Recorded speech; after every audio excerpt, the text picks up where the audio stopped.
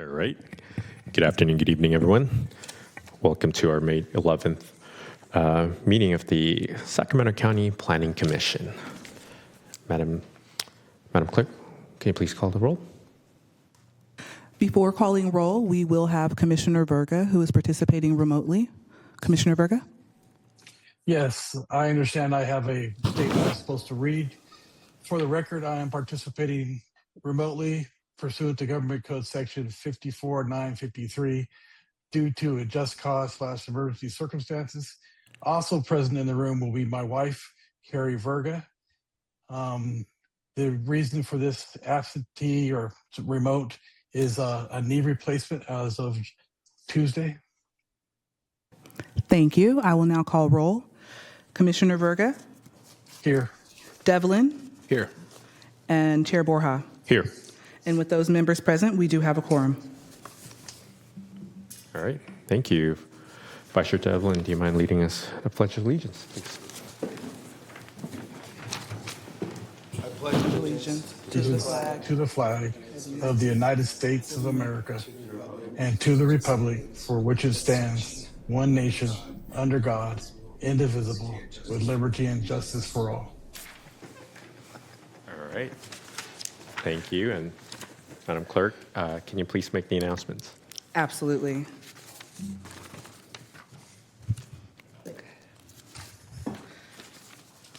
My apologies here.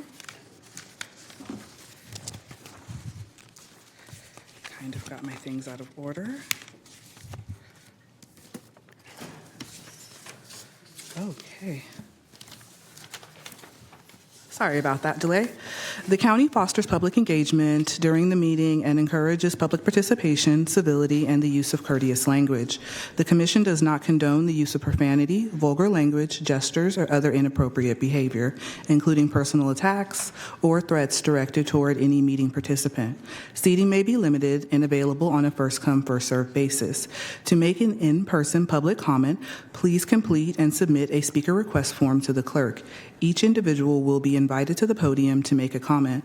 Members of the public may send a written comment, which is distributed to commission members and filed in the record. Contact information is optional and should include the meeting date and agenda off-agenda item number to be sent as follows. Email a comment to boardclerk@saccounty.gov. Mail a comment to 700 H Street, Suite 2450, Sacramento, California, 95814. And that concludes the announcement. Thank you, Madam Clerk. Are we ready to proceed with item number 1? Yes, item number 1 is PLMP 2025-00114, fitted garage. This is a use permit to the Planning Commission to reinstate the use of automobile repair. And this property is located at 7128 Kingsley Street, approximately 300 feet north of the intersection of Florin Road and Kingsley Street in the South Sacramento community, and the environmental document is exempt. Good evening, Chair Borja. This is a reinstatement of a non-conforming use that your commission has heard similar projects this past year on, and it's non-contested. So I would like to know if you would like to waive the presentation or not. Thank you, Ms. Hartman. I'll start with my colleague in the interweb. Commissioner Verga, would you like to see a presentation on this item? No, thank you. Commissioner Devlin? I'm okay.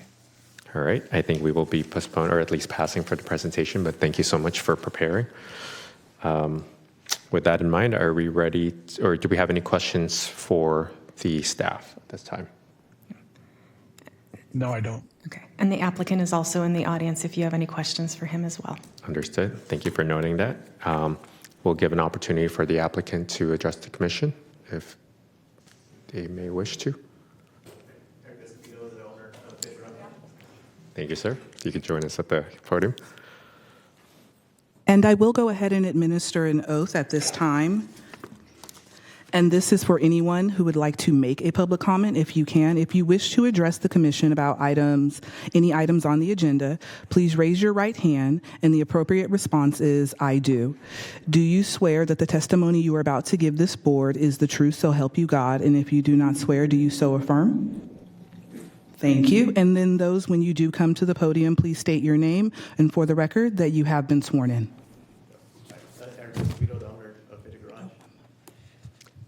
Thank you, sir. Oh, I think you said. Oh, okay. Thank you. Commissioner Berger or Commissioner Devlin, do you have any questions for the applicant? No, I do not. No, do I? I'm happy to move the item. Okay. Thank you so much, Vice Chair Devlin. We do have a motion to move the item. Do we have a second? Yes, I'll second it. Okay. Thank you. Madam Clerk, if we can please call the vote.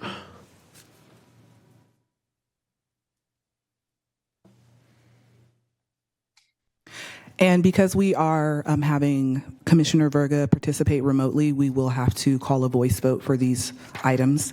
Okay. So, Commissioner Devlin, Aye. Verga, Aye. and Chair Borja. Aye. And with those members present, this item does pass. Okay. Thank you, Mr. Escobedo, and thank you, Ms. Hartman. Okay, let's move on to item number 2, please, Madam Clerk. Item number 2 is PLMP 2025-00267, review of county fiscal year 2026-27 Capital Improvement Program for the general plan consistency. And this is countywide, and the environmental document is non-applicable.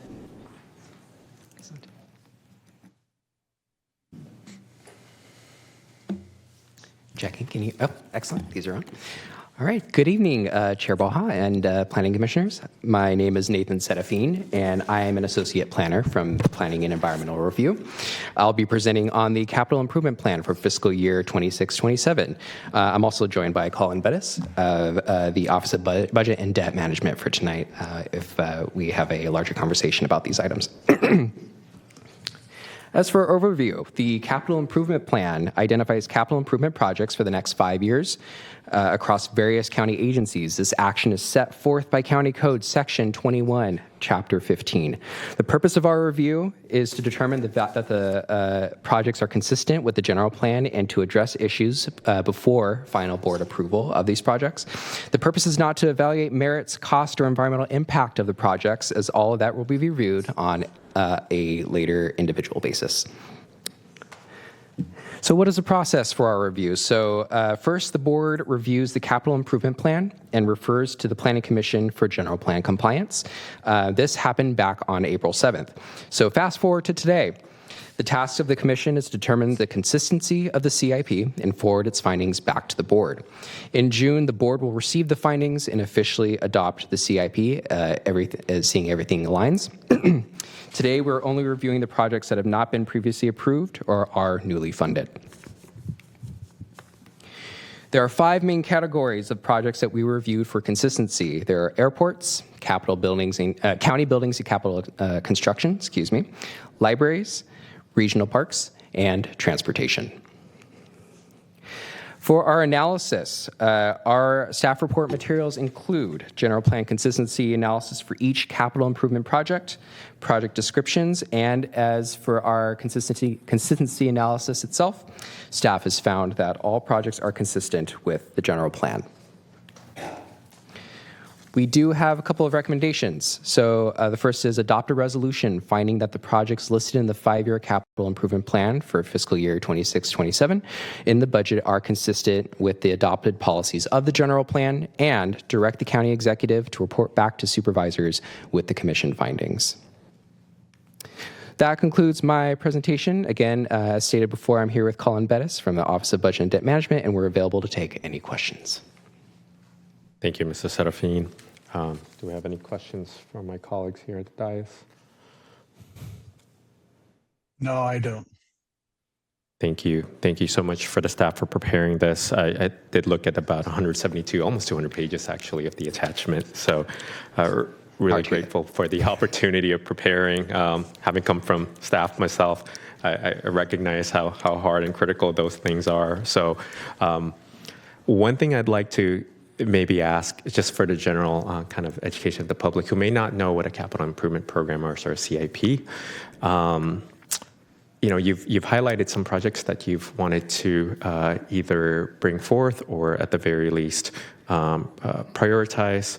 I saw one in transportation related to Hazel Avenue and the lane widening. For that project, what's kind of the merit base or the system that y'all do in order to prioritize that on the CIP as a newly funded project? Is it a combination of grants, need, fix it first, or shovel ready? Yeah.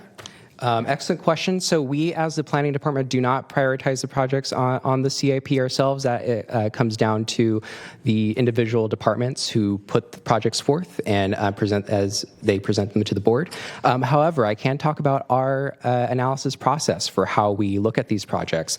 Over the past couple of years, we've actually systematized our process to the point where we are looking not just at the general plan, but different policy documents that are related to the general plan as well, in order to assess how these projects fulfill the vision of the general plan and are within the growth, the urban policy area of within the county as well, to make sure that growth is responsible and that these fulfill the needs of the community.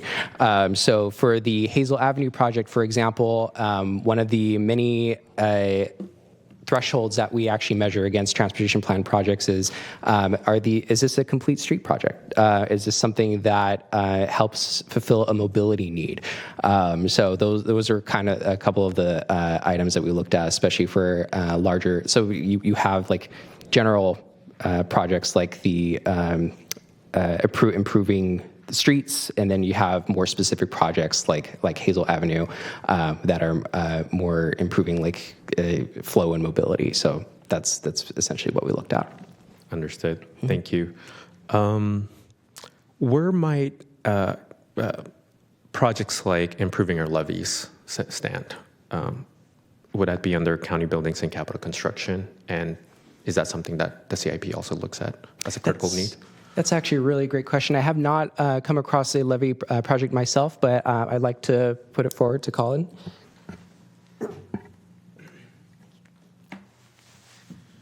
For many, Colin Bettis, the county debt officer.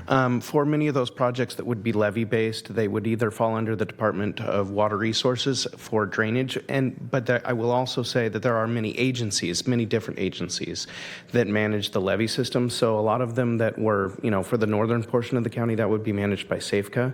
So it wouldn't be under our policy, under our CIP. Understood. And I'm assuming that something that's a little bit more southern would be SJFCA, right? Yeah. Understood. And one last thing to mention about I had another comment on the Hazel Avenue project. That one is actually a breakout of a prior project that had been already approved. And so it's the Department of Transportation splitting that into phases of the project and which ones are moving forward now versus ones that are in maybe more of a planning phase. Got it. Thank you, sir. Just one last question, Mr. Bettis, if you don't mind. We have, as a county, we're oversubscribed with needs. Mm-hmm. And yes. How does your office kind of holding the purse a little bit and working with a limited resource that we have? How do you guys end up prioritizing what would be, maybe percolating in the next 2 to 5 years? Because a lot of the constituents end up asking the supervisors or the elected officials saying, hey, how come this is not in your to-do list in the next 2 to 5 years? Yeah. So each of the departments that prepares the information and submits it to our office does their own analysis of the need versus availability of funding. So obviously, as funding becomes available, grant funding, that may increase the prioritization of one project over another because it has resources available for it. But each of the department does an analysis on their own for all the projects that they see that they have a need to complete. So, thank you. I appreciate that, sir. Any other questions for Mr. Battis? Nope. Mr. Verga? No, I don't have any. Okay. Thank you both.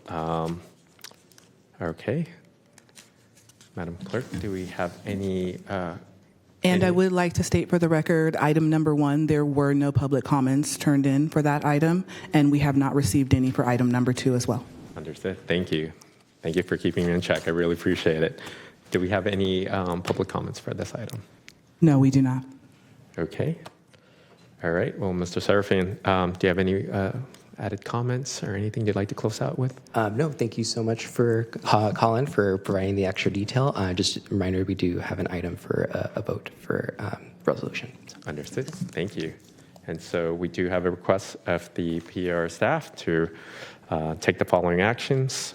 Adopt a resolution recommending the board find that the new projects listed in the FY26-27 CIP are consistent with the county's general plan, and also direct the county executive to report the Planning Commission's recommendation to the board.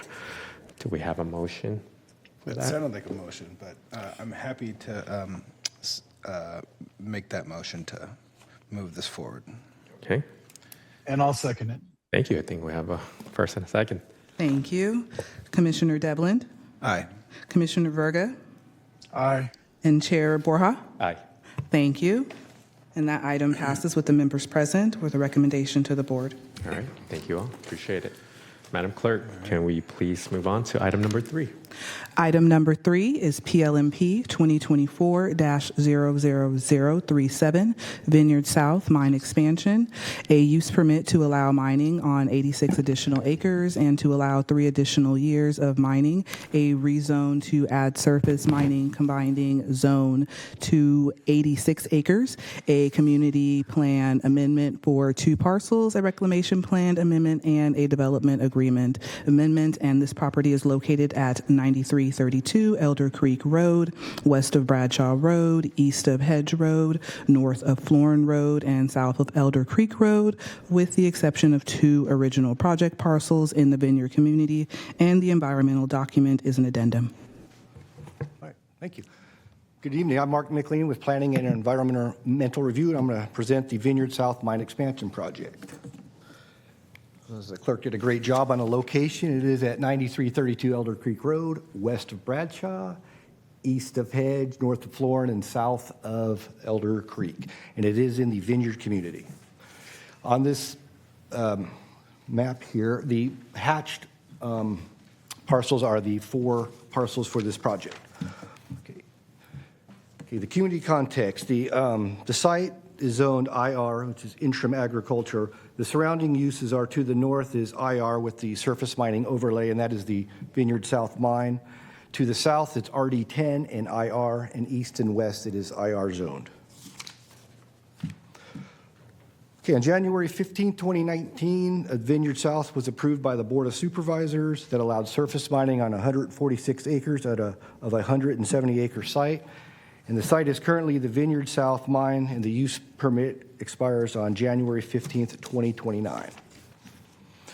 The applicant is requesting an amendment to the use permit to allow surface mining on 4 additional parcels totaling 86 acres and 3 additional years to mine them, a rezone to add the surface mining combining zone to 86 acres of IR zone, a community plan amendment to add language to the Florin Vineyard community plan to allow surface mining on 2 of the parcels for the duration of the use permit, a reclamation plan amendment to include the new mining areas into the reclamation plan with the end use of open space, and a development agreement between the county and the applicant. All right, this is the site plan, and like I said, the 4 new parcels for the project are in hash to the south and on the east and west of it. And the other is the original Vineyard South Mine. Okay, so like was stated earlier, the board did approve the use permit on January 15, 2029 to allow surface mining. The applicant is proposing 3 years of additional mining with an expiration date of mining for January 15th, 2032, and 3 years to reclaim the project with an end date of January 15th, 2035. The proposed project will add 4 parcels that are 86 acres, and of that, 60 acres is subject to be mined. The original use permit had a total of 13 million tons of aggregate. The proposed use permit amendment will add 3.1 million tons for a total of the mine of 16.1 million tons. The end use will continue to be open space. There's a development agreement that will be amended as part of this project, and there'll be continued participation in the cents per ton program. The cents per ton program is a program for all the mines that the amount of aggregate they sell, a certain percentage goes to a nonprofit. In this case, it's for the Splash program. Yeah, this shows the phasing of the site. So the new portions of the site are to the south, and in the yellow on the east is two of the parcels, and on the west side in the brown are the two. They'll be in phase 2B and phase 3 respectively.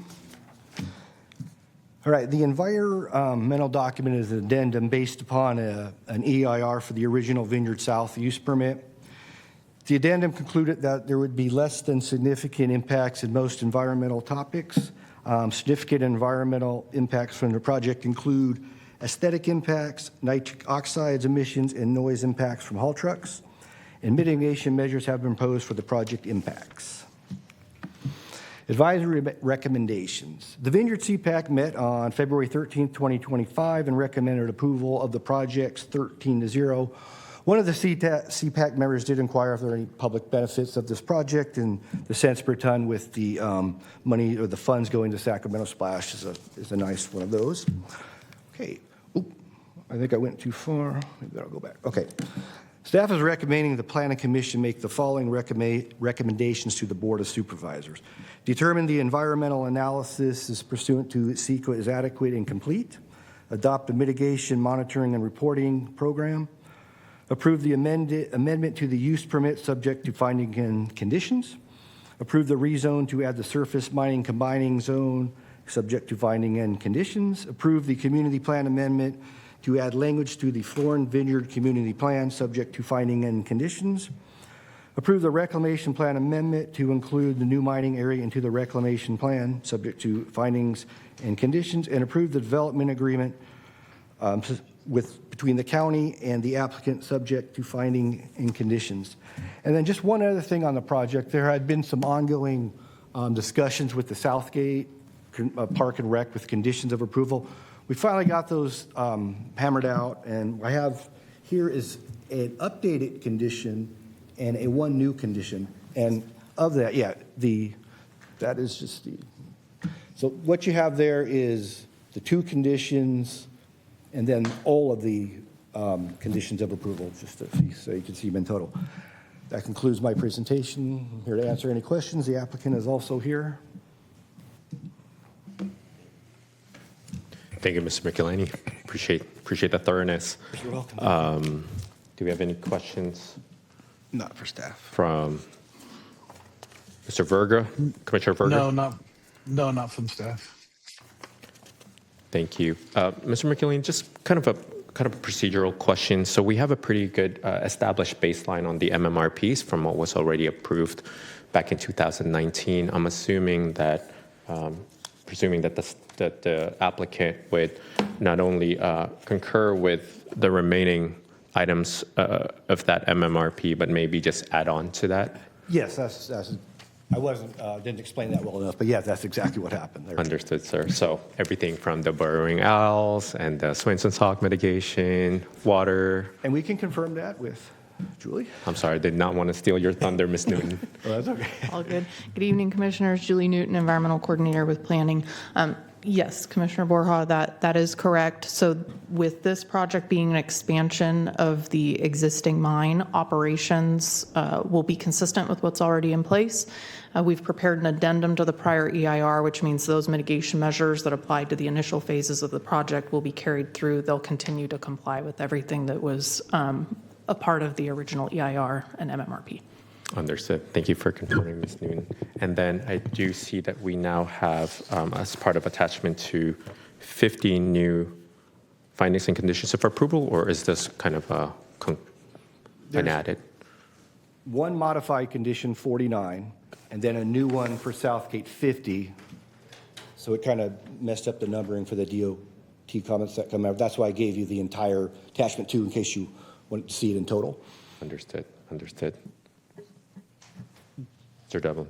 Thank you. Do you have an idea of kind of what the grading? I haven't visited the site, but do you have an idea of what the grading kind of currently looks like on the existing mine site? I mean, at what depth they're? How deep they're going? Yeah. I think it's about 30 feet down there they dig to. The applicants in here will be able to confirm that, but I think it's about 30 feet. Okay. Thank you. All right, thank you. If I'm not hearing any more questions from my fellow commissioners, we'd like to invite the applicant if they are available.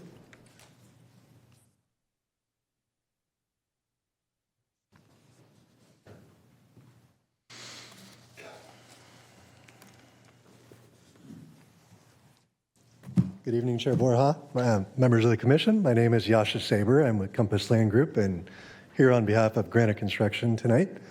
I do have representatives from the Granite team here as well in the audience, and they were all sitting with me here. So happy to answer any questions that you'd like us to this evening. Commissioner Devlin, you had a question about the mine grading and how deep the mining has gone so far. So the existing mine is allowed to mine as deep as 75 feet below existing ground surface. We have achieved a depth of about 50 feet from original grade at the deepest point in the existing mine. The proposed expansion would continue that same maximum permissible mining depth, but it is a conservative depth that we're most likely not going to get to throughout the entire mining property. And obviously, it's still a productive mine, which is why you're here.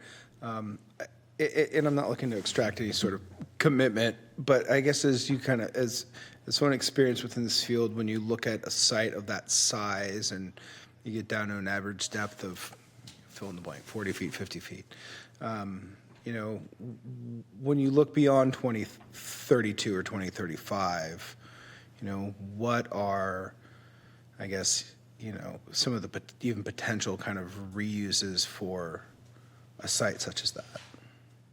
So for this site in particular, there's a number of different post-mining land uses that we have in consideration. First and foremost is to return as much of the property to a condition that's suitable for future redevelopment under the Flora and Vineyard Community Plan. So in doing so, we've actually prioritized the overburden material, which is the non-marketable soil that sits on top of the sand and gravel. When that is extracted, that will be moved and placed as backfill along the frontages of the public roadways. So for the original project, that material is prioritized up against Elder Creek Road. For the expansion project, the material is prioritized up against Florin Road. We anticipate the ability to backfill almost 2/3 of the southwestern expansion parcel adjacent to Florin Road to prepare it for future residential development in Florin Vineyard, consistent with this existing designation under that plan. Perfect. Thank you. You're welcome. Can you just share us a couple thoughts about your partnership with Splash, or is that a program that is being run through the county, or is that something that's being managed by the county, the cost per cents program? Granite supplies a cents per ton fee. I believe that is administered through the terms of the development agreement with the county. That's correct. Director. So was your question, Commissioner Borja, one of whether the county also contributes to funding for Splash? Or, yeah, how does that, sorry, it's my first time kind of actually finding out about that. How does that program work? You're familiar with Sacramento Splash, I believe. It's a nonprofit environmental organization operating out of Mather. The county has in the past contributed some funding for quite a few years to that program.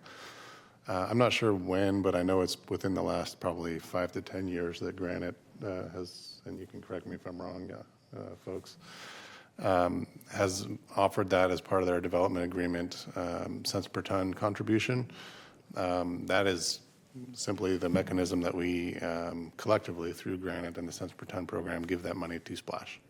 Understood. Okay, so it's part of our participation that and some of the costs for them for being able to use the land, they're actually able to do some sort of good use with the nonprofit, right? That's educating a lot of the younger kids in the region. Okay, awesome. Well, thank you. Appreciate the time, sir. You're welcome. Any other questions from Mr. Verga? No, I have no other questions. All right, thank you. Madam Clerk, do we have any speakers for this item? No, we have not received any public comments for this item. Okay. That said, I'd like to, are there any other discussion from fellow commissioners on this item? No, but I'll make a motion to move the item with the recommendations from staff. I'm happy to second that motion. Okay, I believe we have a motion and a second. Madam Clerk, if you could please call for a vote. Commissioner Verga, Aye. Devlin, Aye. and Chair Borja. Yes. And that item passes with recommendation to the board, 3-0. All right. Thank you very much. Thank you to the applicant team. And if we could please read item number 4. And item number 4 is PLMP 2022-00117, Gutierrez Properties, rezone and tentative parcel map. This is a rezone community plan amendment, tentative parcel map, and a design review. The property is located at 11976 Walmart Road, about 640 feet east of Regal Road in the southeast community, and the environmental document is exempt. Good evening, Commissioners. Kimber Gutierrez, Principal Planner. The applicant has asked to drop this or continue this item to a date uncertain, and I don't believe they are in attendance. That's correct. Yeah, they're absent. So, yeah. Understood. I do believe we do need to have a vote for that. So the applicant is requesting that we continue the item to a date uncertain. Do I have any motions or any, well, before that vote, do we have any speakers for this item? No, we have not received any public comments for this item. Then we've established that the applicant is not available or is not attending this evening. Do we have any discussions from my fellow commissioners, and or do we have any motions? Yeah, I would go ahead and move that we continue the item to a date uncertain. And I'll second that. Okay, we have a motion and a second. Madam Clerk? Thank you. Commissioner Verga, Aye. Devlin, Aye. and Chair Borja. Yes. And that item passes with being continued to a date uncertain. Okay, thank you. We are moving right along to item number 5. And for this item, you will be acting as the Board of Zoning Appeals. Item number 5 is PLMP 2022-00110 Eschwarian Tentative Parcel Map Appeal. And this is an appeal of a tentative parcel map, special development permit, and a design review. The property is located at 6548 Sutter Avenue, approximately 700 feet from the intersection of Sutter Avenue and Marshall Avenue in the Carmichael community, and the environmental document is exempt. Good evening again, Kimber Gutierrez. We have a unique situation in that the appellants for the item are requesting a continuance to a date uncertain, and I believe the applicant is requesting that the item be heard. So we do have representatives from both the appellant team and the applicant team present. Thank you. Council Burke. Oh, thanks, Chair. I'd recommend that you continue this item because, as you know, your rules of procedure require that any action be by 3 commissioners, and you've got a bare quorum here tonight. We don't know how the 3 of you would come down on this appeal. So if it comes down 2-1 either way, you're not going to be able to take action.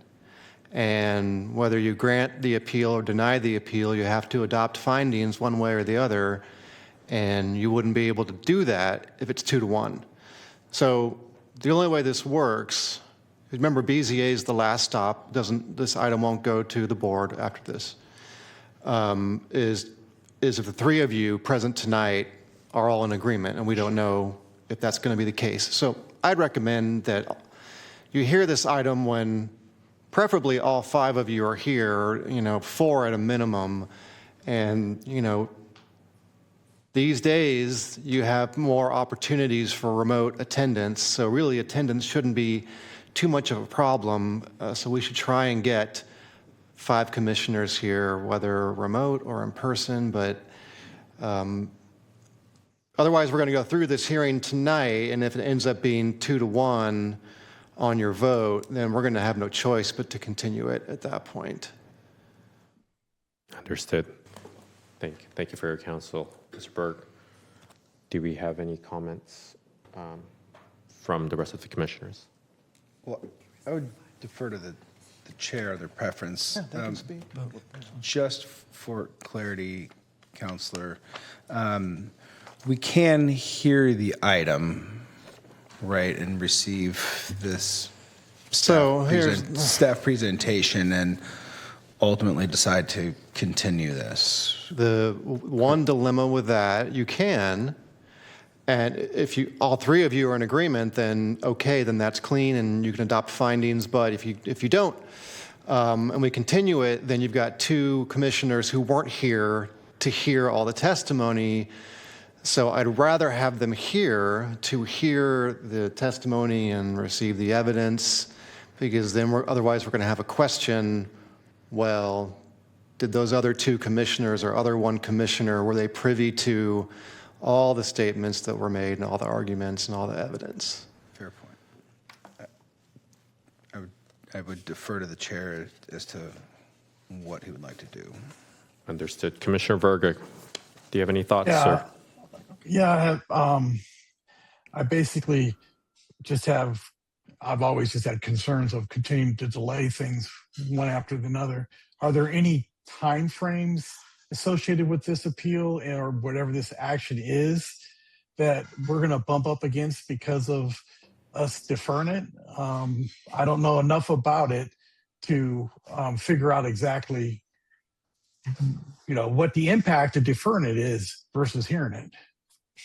Maybe we could hear from the applicant. Well, the first thing that comes to mind is there's a relatively new state statute that requires land use items to be heard in 5 meetings. So I don't know if we're up to that yet.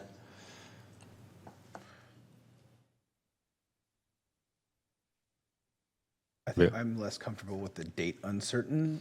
I mean, just from the applicant has worked, no doubt. Yeah, I'd prefer to have it to a date certain. To get to this point. And so I think just on balance, if we are to continue this, I would be pretty uncomfortable with a date uncertain. And, if it is to be continued, I would be probably more inclined for like the next meeting as opposed to some future date. Thank you, Vice Chair Dublin. I believe that staff is finding that information as to whether or not statutorily we are running into that deadline of the number of meetings. I will note, while staff is looking up how many hearings we've had on this already, staff has indicated that both the applicant and potentially the appellant will not be available in June. So we're looking at July.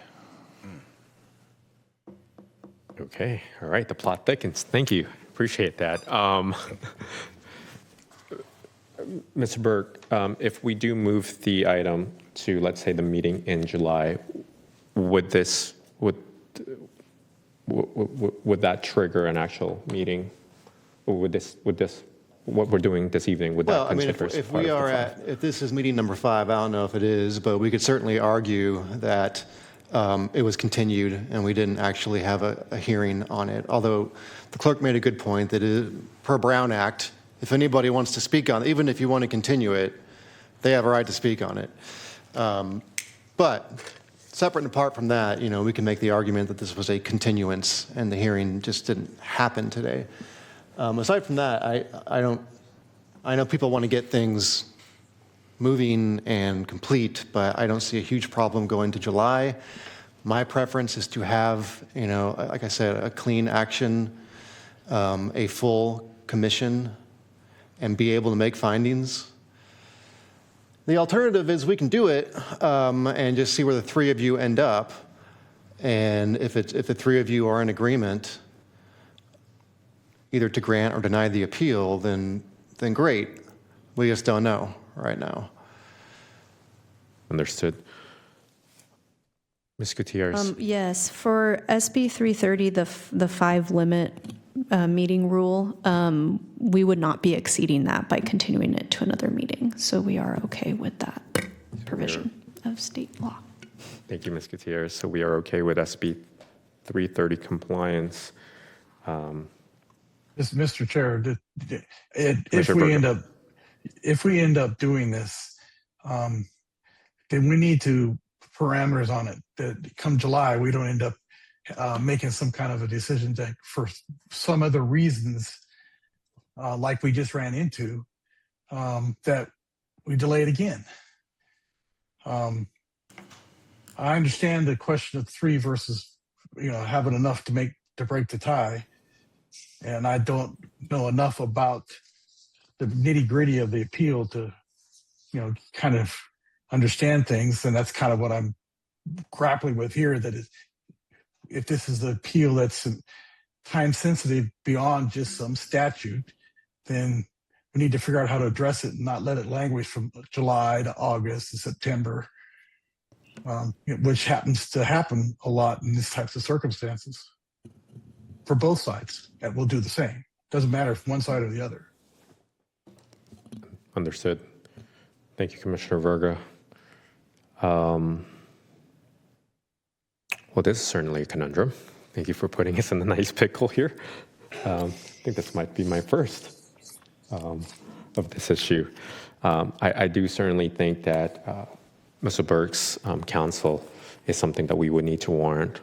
However, as the Madam Clerk had indicated, nothing is stopping us from hearing the comments by the public if they still wish to speak on the item. And so for that, I'm inclined to, at the very least, allow the request to move at a date certain, which would be the meeting for July.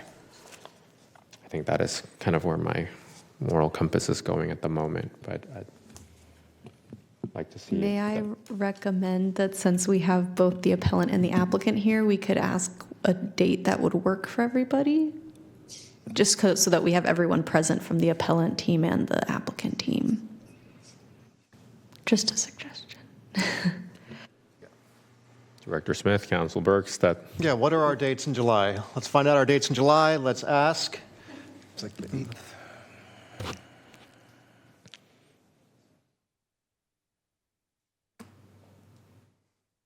13th and 27th. I'm hearing July 13th and the 27th. That's correct. Alternatively, can we hear the meeting date options for June? That would be the 8th and the 22nd. We have June 8th, June 22nd for consideration, as well as July 13th and July 27th.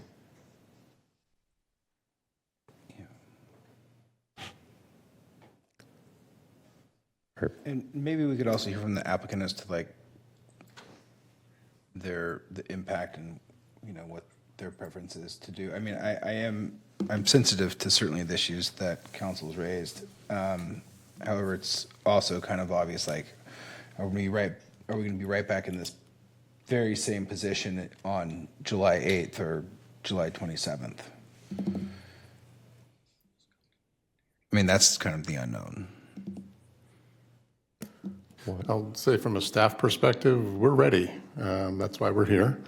All of our work has been done. I think it is incumbent on the commissioners to show up, obviously present company excluded. And I think it now just is a matter of whether the applicants and appellants are available on any of those 4 dates. So something else just occurred to me. So if we go through a hearing now, we end up and we see it's 2-1, and we continue it at that point later tonight, we can have, this is all recorded, we can ask whoever else shows up for a continued hearing to watch this hearing. That way they will have seen all the testimony and evidence and everything, and then they can join in on the continued date. So that part of it, now that I think of it, is less of a concern. So we can just go ahead and proceed and see how it goes. But like I said, if you are at 2-1, you've got to adopt findings. You can't do that. You got to have 3 votes to do that. So we still might have to continue it at the end of this. Understood. Okay. Do you have any concerns, comments, and/or recommendations, Commissioner Verga or Vice Chair Devlin? From my standpoint, I think what was just the option given to us is the best option. That way, there's a record, and if we don't land on a unanimous 3 vote, then there's the other commissioners, when they get available, can look at that record, and we can move the item and not have a tendency to cause it to languish. Thank you, Commissioner Virgo. Vice Chair Dublin. I would be comfortable with that as well. And that being that we hear the item right now, and Yeah, and if it's, becomes, clear that we're gonna, not be in alignment or be in alignment on this, then, for it's gonna be 2-1, we'll have to do a continuance. understood. Okay, with that said, I concur with my fellow commissioners. Director Smith, should we proceed with the presentation? And then encourage the members of the public who are present or participating to, at the very least, opt in for participation and address the commission. Understood, and we'll start with the staff presentation, then I believe we go appellant and then applicant. Good evening, Chair Borja, members of the Board of Zoning Appeals. My name is Christian Balthazar, Associate Planner with Planning Environmental Review and Lead Planner from the county side on the Asorian Tentative Parcel Map Appeal. The subject site is located at 6548 Sutter Avenue, which consists of a single parcel totaling 1.08 acres in size and is currently developed with an existing single-family home and a pool. Both the pool and the single-family home are expected to remain on-site post-entitlement. The subject site is zoned Residential Density 2, or RD2, and is within the Carmichael Creek Neighborhood Preservation Area, or NPA. The surrounding area is developed with single-family homes, all zoned RD2 with the subzone of MPA in all directions. In terms of entitlement history, the project site has had 2 previous planning entitlements. The first being a tentative parcel map, which was dividing approximately 3 acres into 4 lots in the RD2 zone, and an exemption to public street frontage to allow more than 2 lots to be served by a private drive. That request was approved by the former Carmichael Old Foothill Farms Community Planning Commission on March 17, 2010, and established the existing lot configurations today. The image that you're seeing on the screen below is the previously approved parcel map. So that is showing the existing configuration today, with exception of the location of the fire access turnaround, which I will explain in a few slides. Along with that, there was also a request for a special development permit to allow a 791 square foot accessory dwelling unit, or ADU, on the site. This would have been a 2-story, 19-foot tall structure. However, on March of 2022, that application was withdrawn by the applicant. Along with that, there have been a total of in the last 5 years, there have been a total of 4 code violations, all of them cited on this subject property. The code violations were related to non-compliant pool fencing and pool retaining walls on the site. All code violations since then have been remedied and all have been closed. On screen now, we have the tentative parcel map, again looking to divide 1.08 acres into 2 lots. Resultant parcel A is proposed to be 24,963 square feet and would retain the existing pool. Resultant parcel B would be 21,372 square feet in size and would contain the existing single-family home. Both of these proposed lots would meet the minimum 20,000 square foot lot area requirements in the RD2 zoning district. Along with that, the project is proposing to use the existing private drive to serve 2 new resultant lots, which could bring the total number of lots being accessed by this private road to 5 in total. That is the request that is being requested under the deviation that's being requested under the special development permit. Along with that, no trees have been proposed to be removed for this project, and the applicant is showing a conceptual building envelope on proposed parcel A to demonstrate that all setbacks can be met without encroachment on existing trees on the site. And that's the dotted square in parcel A shown here. Lastly, I do want to note that Chapter 3 of the Zoning Code states that accessory structures such as pools are not allowed to remain on a parcel as a primary use. To address this, the project has been conditioned to require the approval and construction of an ADU on proposed parcel A prior to the filing of the final map. Through this, the ADU would become the primary residence once the map is recorded and filed, and would prevent a non-compliant standalone accessory structure on that future parcel. This is former condition 8, now condition 10 in your hearing packets of attachment 2. Alternatively, the condition also allows for the owner to remove the pool rather than construct the ADU, and therefore, either way, the non-conforming status is no longer an issue. One thing I did want to point out about the fire access road is we're seeing technically 3 fire access shown on this map. The first fire access is shown in between proposed lots A and B. That is where the fire access was originally approved on the 2010 map that was approved a few years back. However, when it was constructed at the location of this blue turnaround here. With this proposal, the applicant is looking to shift that driveway a bit further south and extend to be in conformance with Sacramento Fire standards. So you are seeing 3 different locations, previously approved, an existing, and a proposed. The entitlements being requested for the site include a tentative parcel map to divide 1.08 acre parcel into 2 lots, a special development permit to deviate from public street frontage to allow more than 2 lots be served by a private drive. In this case, could be served up to 5 lots, and a design review to determine substantial compliance with design guidelines. In terms of advisory meetings, the Carmichael CPAC, or Community Planning Advisory Council, met on August 13th of 2025 and heard and considered this project. During that meeting, a total of 7 members of the public spoke in opposition to the proposed project. Concerns raised include lack of communication from the owner to direct neighbors, concerns that the fire access road is not meeting fire department standards, potential increase in traffic, concerns that the proper permitting has not been obtained by the applicant to construct near the Carmichael Creek, a lack of maintenance on the existing property, creating possible fire risks, and dishonesty from the owner about the intent to split the property. In addition, CPAC members stated that based on the code violation history and the pictures that were provided to them at the time through public comments, it was their opinion that the property owner was not a responsible landlord, and expressed concerns that the additional lot owned and managed by the same property owner would exacerbate some of the existing issues brought forward by the public comments. Following this and the deliberation, CPAC voted 4 yes, 1 no, and 2 abstained to recommend at the time the Subdivision Review Committee and Zoning Administrator deny the requested entitlements. In addition, the project was also reviewed by the Design Review Advisory Committee, or DRAC, and this occurred on September 25th of last year. DRAC members stated that they did not see any issues with the proposed development, given the lot sizing and layout are consistent with the surrounding area, and therefore at the time they recommended the Zoning Administrator and Subdivision Review Committee find the project in substantial compliance with design guidelines.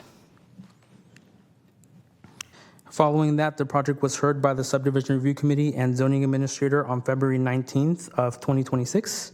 A total of 6 members of the public spoke in opposition to the item, stating concerns with emergency access and location of the fire department turnaround, increased traffic, narrow private drive, and no parking along private drive or adjacent public streets. Following deliberation, the Zoning Administrator made the motion to approve the special development permit and also move staff's recommendation on the tentative parcel map and design review. Following that motion, the SRC voted 5 yes, 0 no to approve the requested entitlements. The staff report for this hearing was included in your hearing packets as attachment 7, and a more detailed summary of that hearing is also included in your staff reports for tonight's hearing. Following that January 19, 2026 SRCZA hearing, an appeal was filed by the neighbors of the project site and submitted to the clerk of the boards on February 27th of this year. The appellant's statement included the 4 items listed on screen as their justification for the appeal. Staff has provided a response to all justifications listed on screen, both in the staff report and in attachment 9 of your hearing packets. However, for the sake of time, I will be providing a very brief overview of the responses to each one of these statements and what the justifications were by the appellant as well. So item number 1 reads, the proposed subdivision is unnecessary to solve the issue claimed by the applicant. In the justification, the appellant states that the applicant's justification for pursuing the parcel map is to construct another dwelling to accommodate their family.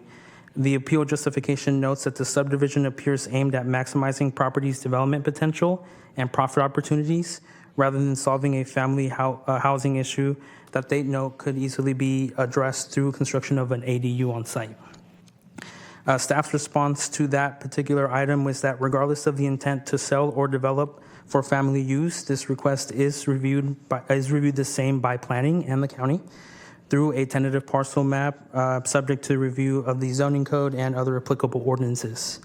While the appellant may note that an ADU may be allowed by right, the Subdivision Map Act also allows the applicant to request a lot split through a discretionary action. Item number 2 reads, conditions of approval A violates the declaration of covenants, conditions, and restrictions on the historian's parcel. The applicants allege that the existing declaration of covenants, conditions, and restrictions, better known as CC&Rs, state that all main dwellings on the subject parcel must meet the square footage requirements of 2,500 square feet for single-story homes and 3,000 square feet for all two-story homes. The appeal justification stated that the CC&R's requirement would be in direct conflict with condition of approval former number 8, now condition 10 in your attachment 2 packet. Staff's response was that staff does not review conditions within CC&Rs and that they are not applied to land use entitlements given that they are often outdated and superseded by state laws and other local ordinances. CC&R conditions are considered privately enforceable civil matters. Additionally, the appellant failed to note that condition 10, former condition 8, also provides the option for the property owner to remove the pool prior to recording the final map. In this scenario, like stated before, if the pool is removed, then there would be no requirement for an ADU, and there would be no violation of CC&Rs in that case either. The third justification provided by the appellant states that the existing road maintenance agreement will be invalidated by the recording of the new subdivided parcels, and Iswarian has not proposed a replacement. Appellant's justification states that condition number 24 by Sac Metro Fire would require all property owners to enter into a new road maintenance agreement or an RMA. However, it also states that the applicant has not had any prior discussions with the appellants in order to get a new RMA signed for that private road. Further, the appellants state that in the event that the applicant takes full responsibility for the maintenance of the road, they question whether the applicant can adequately maintain the road given the history of code violations on the applicant's site. Staff's response is that planning has confirmed with Sac Metro Fire District that in the event that all neighbors cannot come to an agreement to sign a new RMA, one property owner can take full responsibility for the maintenance of the fire turnaround. Related to concerns that the owner would not address maintenance issues, this is something that could be reported through 311 or reported directly to Sac Metro Fire to get corrected. Additional conflicts from that would then be escalated into civil matters. It is important to note that Sac Metro Fire will not permit the issuance of a building permit for a residence or other structures until a new RMA is recorded. Until a new RMA is accepted, Sac Metro Fire will use the existing RMA to remain in place for the site. So in the event that this map is never recorded, the existing RMA would still remain active on the site. And the last justification, the applicant notes all previously raised objections remain unresolved and continue to require denial of the subdivision application. The final justification provided by the appellants states that the applicant does not have the unilateral authority to structurally alter the current RMA, and the CC&Rs do not allow the applicant to relocate the as-built turnaround and private access easement. In addition, the justification also contained multiple letters and previously issued public comments stating that they were not addressed directly by staff. In response, staff mentions that even in the event the county grants the applicant's requested entitlements, this would not necessarily constitute a grant of unilateral authority to alter an RMA or the CC&R. The RMA and CC&R, as mentioned, are privately enforceable civil agreements that may or may not preclude development activity that would otherwise be allowed under the county zoning code and other local ordinances. In addition, planning is required to notify property owners and tenants within 500 feet of the site and ask for community feedback in the form of public comments. It is expected that the neighbors to the project site work with the applicant to discuss any civil issues that may come up. Additionally, The various review agencies that require specific easements are also contacted by planning to review the proposal and to provide conditions of approval. So certain conditions already address some of these concerns, such as the RMA and the CZNRs. Condition 24 requires a new RMA be established and filed with Sac Metro Fire District. Condition 12 by site improvements and permitting section requires proof of ingress and egress over the two northernlymost parcels. So these two conditions are an example of how there are conditions in place to ensure that new resultant changes to the site are addressed. Lastly, direct responses have been provided to the remaining public comments as requested by the justification. There are quite a number of them, but these were provided in your hearing packets as attachment 9.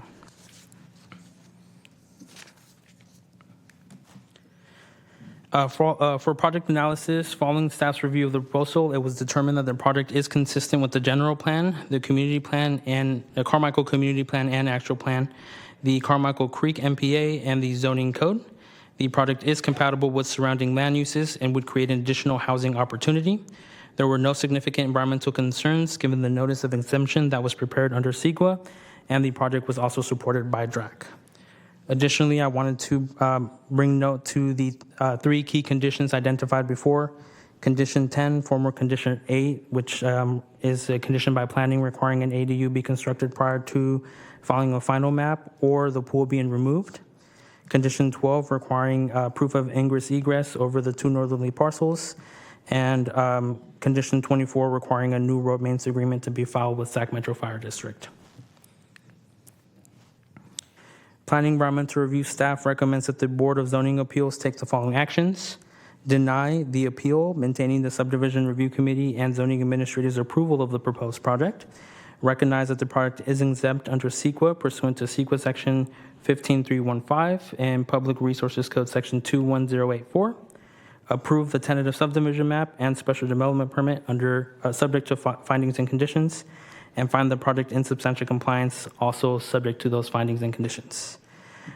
With that, I'll conclude my presentation. I am available to answer any questions. As noted, we do have the applicant team and the appellant present in person. Lastly, given the number of comments received at various hearings related to fire access and turnaround, we do also have Supervising Inspector Christian Gunya with Sac Metro Fire District, who is also here in person available to answer questions. Thank you. Thank you, Mr. Baltasar. Do we have any questions from fellow commissioners to the staff at this time? Commissioner Verga? Not at this time, no. Okay, Vice Chair Devlin. Thank you. Can you put up the map, tentative map again? Yeah. Thank you. Is it possible to get that on the screen? Can you, we're talking about a lot of roadways and access. Can you maybe walk me through the ingress, egress for each of the 5 lots that would potentially use this road? Yeah, so Sutter Avenue is the northernmost point, just for reference. And then we have 2 parcels. This one closest to Sutter is currently vacant and undeveloped. Second parcel does contain a single-family home. All parcels would have ingress, egress from this private road directly off of Sutter. It is a 20-foot wide road that serves existing or currently the second parcel in, the entirety of subject parcel for this project, and then one final parcel in the end here. So the request is to serve up to potentially 5, assuming that there's potential that this vacant lot could be served by that drive, and then if approved, adding an additional resultant lot from here. So, sorry, if you could literally just kind of count them out, because 1, 2, 3, 4, is the 5th one further off to the right? Yeah, so the 5th one is going to be this parcel here, and it extends further south. And that's existing? That's existing, correct. If we go back to the original map, here you have the original 4 lots. So vacant lot, single-family home. This bigger lot is the subject projects parcel, and then this is a lot 4 that is also being served existing. All right, thank you. And related to the RMAs, this certainly is not the first time we've done one of these. Could you just kind of talk about like the mechanisms of enforcement? I mean, what do we do when road falls into disrepair and, you know, fire department's like, hey, this thing needs to be fixed? Yeah, typically they're handled through 311 complaints or directly through Sac Metro Fire. In terms of the specifics of how they're addressed, I'll hand it over to Supervisor Inspector Gagne. Christian Gana with Metro Fire. So usually we go on site and we see who's responsible to maintain the road, and we'll cite all responsible parties. And if we can, actually, we discuss and we explain them that it's not only that we like to have that road fixed, it's a life safety issue, and want to make sure that they understand that us getting to them in time is value for them, or not only for their neighbors. So that's what will start. And we have steps on going up. First, we just issue correction notice. We give them 30 days.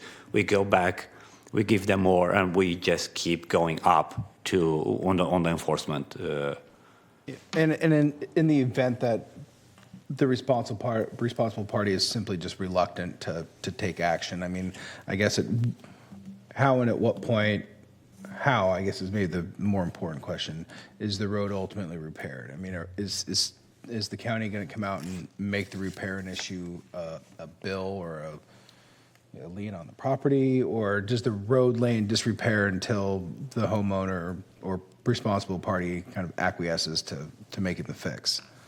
My assumption is that I've never been in the position that we actually have to force, repair the road, the county repair the road and put a lien on the properties. We never been in that position. So that's my assumption will happen.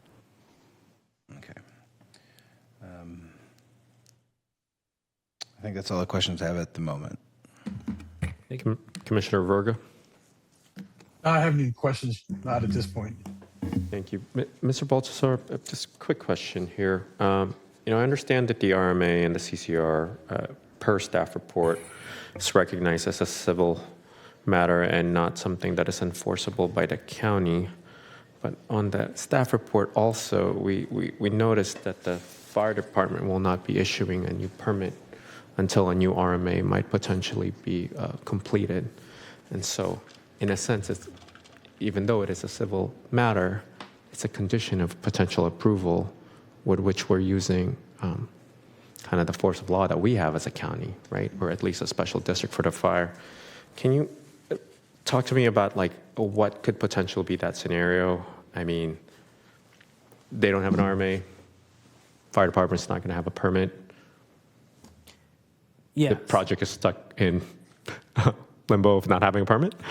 Right. So in the event that, there is this avenue where if an RMA can't be signed by all owners or parcels that are being served by that private road, Sac Metro Fire does have the ability to record a RMA with just one single owner, right? So from my understanding, that is something that remains tied to the property itself, irrespective of who owns it. So if that property is sold, the new buyer would need to know that they would be solely responsible for maintaining that road, right? In this case, the applicant will have one of two options really in order to fulfill that condition.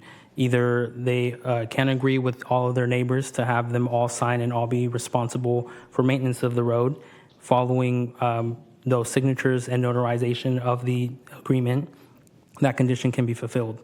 Alternatively, if they can't reach that agreement, the owner can currently choose to sign it themselves to be fully responsible for that, and that condition would be fulfilled by that same manner as well. So either of those two options would fulfill the condition, which would then allow a building permit to be issued for the site. Understood. Can I add to that? Council Burke, A yes, little sir. bit, if that's okay. So you asked about, where does the public enforcement end and the private enforcement begin? The map condition right now, as condition 23 is written, it requires a maintenance agreement, road maintenance agreement between all the people that are going to use that private road. So in the best and happiest of circumstances, everybody signs on to that. The applicant shows before the final map approval that everyone is signed on, and they're going to share responsibility for that.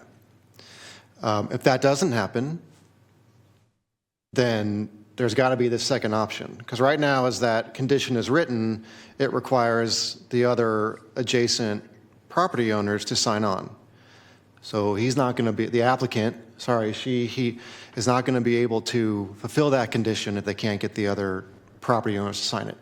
So that's option number two. You got to move to option number two, which is requiring the subdivider to have sole responsibility to maintain the fire access. As I read the condition, that means the whole fire access up and down from Sutter. So your question was, where does the county enforcement end? It ends when we approve the final map. And we're looking for either that maintenance agreement signed by all the property owners or a recorded declaration of covenants signed by the subdivider that says they're going to take sole responsibility for maintenance. And I'm hoping, I mean, I guess you have to ask Metro Fire if they will enforce that, if they will agree to enforce that. Someone's got to enforce it if it's not complied with. So we got to find out if Metro Fire is okay enforcing that. It sounds like they don't have a lot of, there haven't been a lot of occurrences where it's gone that far. But anyway, after one of those two things happens, one of those two versions of the agreement, then it becomes, it becomes certainly a privately enforceable agreement if it's all the owners together. If it's just the subdivider with a single recorded declaration of covenants enforceable by Metro Fire, then Metro Fire would be the enforcing entity. Now, I don't want to speak for you guys. If you don't want that responsibility or you don't do that, then you can let the commission know. But someone needs to enforce that. That declaration of covenants needs to be enforceable by somebody.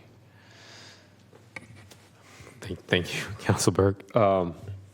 Mr. Gurney, I'm sorry to put you in the spot, sir, but if it's okay with you, is that something that you can publicly opine right now? Is that something that you can provide us with your thoughts, or as a representative of the fire department, is that a responsibility that your special district is willing to take on? Well, we will enforce that if needed to be enforced. Now, ideally will be we just make an addendum to the existing RMA and add one more parcel to that. That will be ideally done. Now, I do not know all the technicality, the legal possible, if that is possible or not. So now we're in the position that some of the people who actually, is their property, is access to their property, and if they leave away the part, I don't want to maintain the road for the fire department to respond to me, to either medical call or a fire, that's their option. We cannot force them to do that. But the moment we have something recorded saying this is the responsible party to maintain this road, we'll enforce that with that responsible party. And that is the entire fire access all the way from Sutter to the fifth parcel in this map. It's like normally we cannot enforce this parcel to maintain the road which is past, like south of his property, to the property, like to the very last lot. Is that part is like this person does not use that lot, doesn't have anything to do it with this. It's like we enforcing him to maintain the road which is on the other parcel which he doesn't have any access. I don't see it because normally the fire access road for his ends at his property is from the south end of this property to Sutter. Okay, certainly a conundrum there. Okay, thank you for that, Mr. Berg. I think that's the rest of my questions for now. I'd like to give an opportunity for all of for the applicant as well as the appellants to address the commission and any other public comments that we might have. Ms. Bashirs. So we did receive 5 public comments. Do you want to hear from the applicant? Yes. Yeah, Councilman Burke, what is the point of order here? Do we allow the applicant to? Right, so this is a de novo hearing, which means we're treating it procedurally as new. We're starting over. So we're going to have the applicant present, and then public comment will be when the appellant or appellants speak. Understood. Okay, with that in mind, I would like to invite the applicant, if they may choose to address the commission.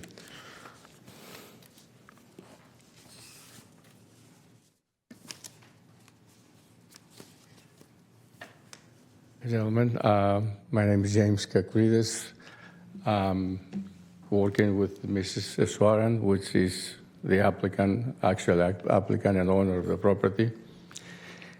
I have seen the comments that the appellants are doing.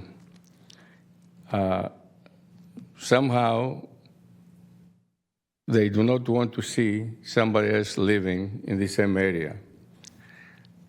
Mrs. Swaran bought the property on the basis that because the zoning allow to split the lot and allocate the other lot to her daughter, so she can live there too.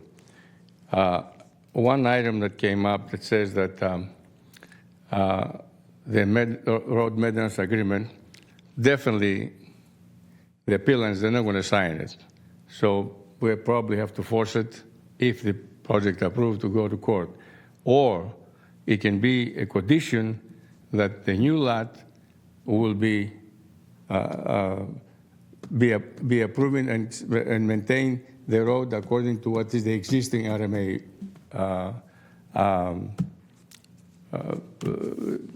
is recorded, which says all the lot owners should maintain the road. This is going on for a long time, and these 2 neighbors, they just don't want to see somebody else there.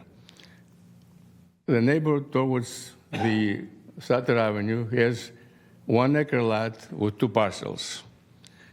The first parcel is facing Sutter Avenue. Really does not have to rely on the side road. The last owner has his own 1 acre lot.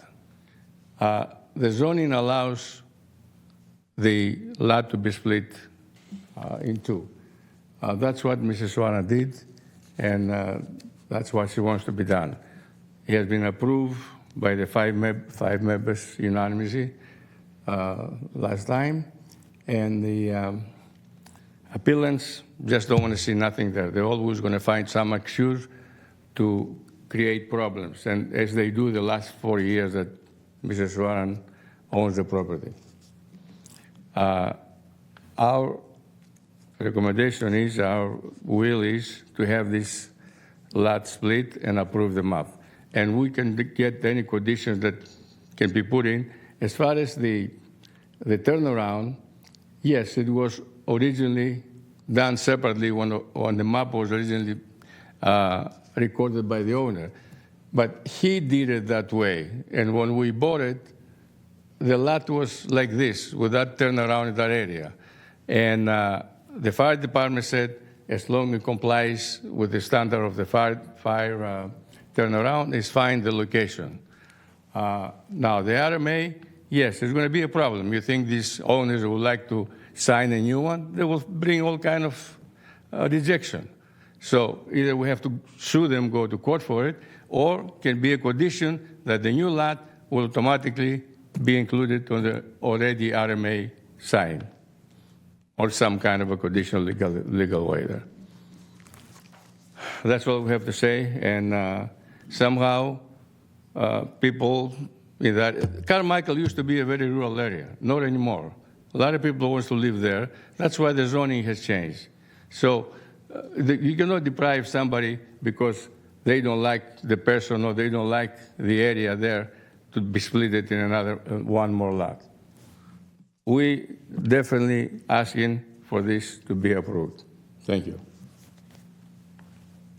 Thank you. Do we have any? I think that it's the conclusion of the applicant's statement. I believe we are now taking public comments. Yes, we have received 5 public comments, and the first public commenter is Isaac Joberg. And don't feel like you have to limit them to 3 minutes.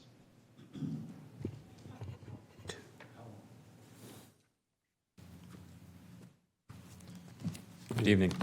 I just had a quick question. Actually, am I speaking as the appellant or a public commenter? Because I'm actually the appellant as well. Both. Okay. And then, do I have a 3-minute limit or? Okay, thank you. Good evening, Chairman and board members. For the record, that was a no, right? Yes, that's correct. We're not timing you, sir, but Thank you, my name is Isaac Jurger, and I'm here on behalf of my family and the Bradley family, who collectively own the neighboring 3 parcels on the existing private lane.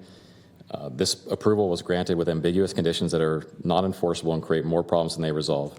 Approvals must follow a clear, enforceable, and legally consistent process. We respectfully submit that this approval did not meet the standard and should be reversed and modified to provide clarity for both the developer and the impacted community. Our written appeal packet identifies several additional procedural and substantive errors, and we hope the board will review those concerns as part of the full record. Tonight, however, I'll focus on a few that independently each justify reversal or modification. And those failures are first, the unclear directive regarding the road maintenance agreement that you were just discussing. Second, the approvals and proper treatment of this as a 4-lot roadway rather than a 5-lot roadway for fire safety purposes. Third, the failure to meaningfully apply the Carmichael Creek neighborhood preservation standards. And fourth, the lack of any construction, parking, or staging safeguards necessary to preserve emergency access during development. And based on any of these issues, the board should deny the project as approved or amend it with corrected, clarified conditions. So the first, condition 24, which you were discussing, I think Christian said multiple times that it requires a new RMA. And first and foremost, our contention is that we would like that specified that a new RMA is. We've heard that from staff members, from Christian just now, dozens of times.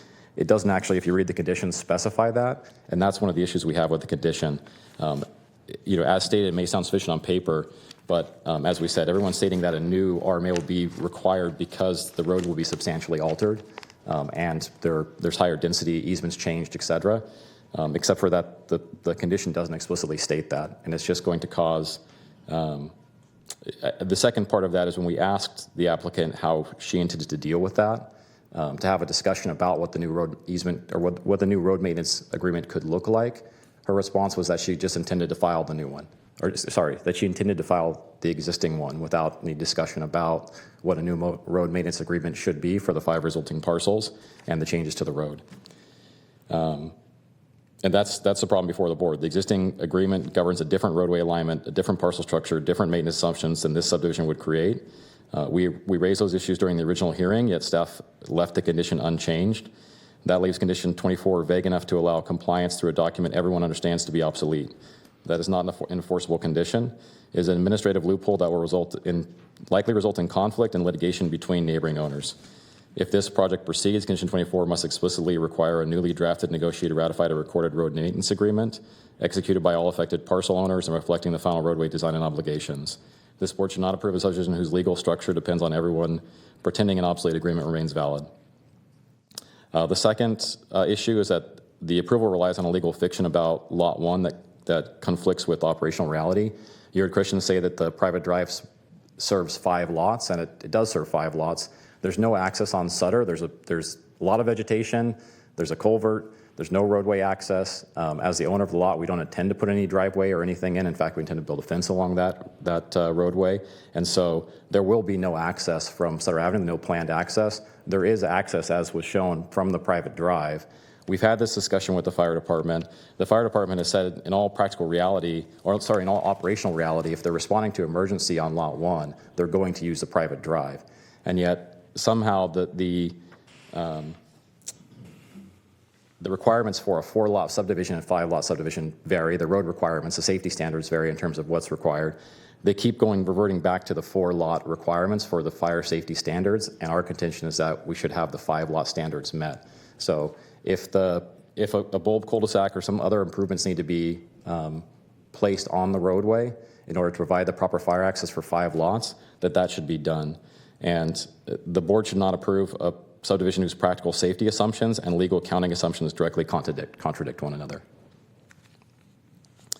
Third, the approval findings do not meaningfully apply to the Carmichael Creek neighborhood preservation standards. I think there was a slide up there that said the standards were met. I think the discussion that we've heard to this point basically just relies on analysis of the minimum lot size compliance, that it's zoned that way. But the Carmichael Creek Association, dimensional compliance is not the same thing as affirmative consistency with adopted neighborhood preservation standards. And we haven't heard anything in this whole process, previous hearings, that indicate that any standard beyond just the minimum lot dimensions were required or reviewed.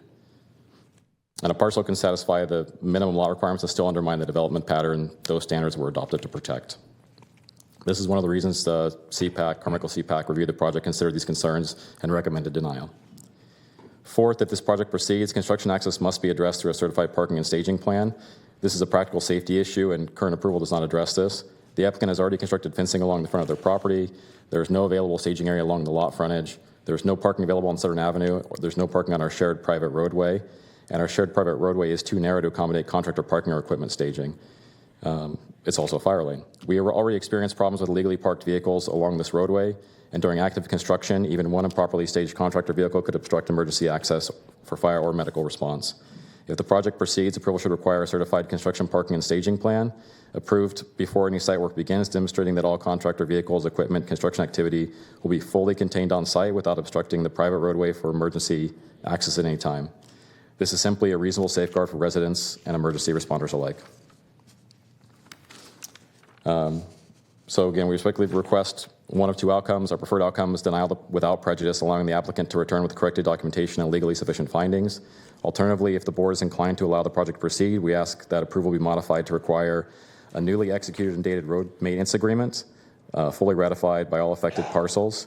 As it stated again, condition 24 that was referred to doesn't actually say new, even though everybody keeps referring to it as requiring a new road maintenance agreement. Written clarification of fire access compliance and protection against future burden shifting to existing parcel owners. So that discussion of 4 versus 5 lots, and this came up in the last hearing. We own that parcel of lot 1, and what we're asking is that, one, we feel that the first department roadway should be counted as serving 5 parcels for fire. What we don't want to see happen is it counted 4 for this development, and then when a permit is pulled for lot 1, that somehow there are additional conditions or obligations placed as the 5th potentially developed house on that lot, right? So we think that should be clarified. A certified construction parking and staging plan approved before any site work begins, and explicit findings addressing consistency with the Carmichael Creek neighborhood preservation standards. The board should not approve a subdivision whose legal structure depends on everyone pretending an obsolete agreement remains valid and functionally served parcel somehow does not count as served. For those reasons, we respectfully ask that you grant this appeal. Thank you for your time and consideration. Thank you, Mr. Can you have him hold up a sec? Can I ask the speaker a question just for clarification? Please. You go are ahead, speaking Councilor. on behalf of the appellant? Yes, Okay. Do we have any other speakers on behalf of the appellant? we do. Okay, a couple. Yeah, Mary Bradley from the Bradley family. Okay, and you're speaking, the appellant owns the first lot at Sutter? We filed the appeal together. We're the owners of lot 1, 2, and 4. Okay. So all 3 of the other existing parcels. Thank you for that. Okay, we're going to invite. Can I? Sorry, sir, just point of order. Mr. Inspector, sir, I'm not too sure if I think you can save your comment after we've had the rest of the appellants speak, and then I think that would be the proper. Yeah, we'll discuss all of this after the public comment portion and Okay. after the rebuttal from the applicant. Thank you. Thank you, Mr. Hardy. Okay, thank you, sir. Thank you. We'd like to invite the rest of the public speakers for the appellants. The next one I have is Lindsay. And then following that, I have Mary as well as Garth and James. I guarantee you that Vice Chair Devlin will be back, but you do have Commissioner Virgo who's watching us right now. Hi. Hello. I'm Good evening. Lindsay Jerker. I live on Lot 2, and we also own Lot 1. I just wanted to quickly state that at the last meeting, Christian with the fire department had stated at 1 hour and 8 minute mark of the meeting that if there was no access to Lot 1 via Sutter Avenue, that a new wider road would be required, and that a turnaround at the end of the road or a wider, specifically, I think he meant a wider hammerhead turnaround would have to be installed. And so as the owner of Lot 1, we plan to put up a 7-foot fence along Sutter with access to the lot via the private drive. And I just want to make sure that when that happens, we don't have any extra requirements or encumbrances on Lot 1 when we go to pull a building permit, that we don't have to put an extra gate in for the fence or any extra access via Sutter because of this extra development going in. So that's it for me. Thank you. Mary Bradley.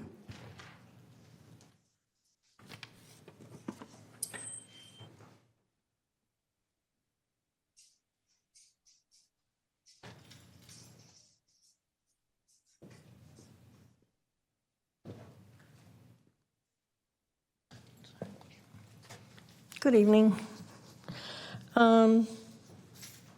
Frankly, it was, and no offense, but it was brought to my attention that, the Planning Commission does not want to hear from frustrated neighbors.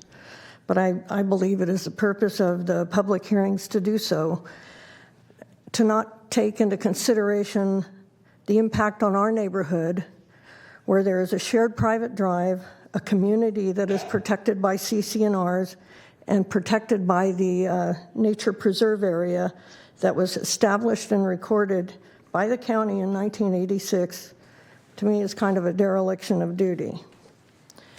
The applicant has requested a special development variance that was voted against by the CPAC and voted for by the planning board. A special development variance is a request. It's not a right. All input through the community should be considered.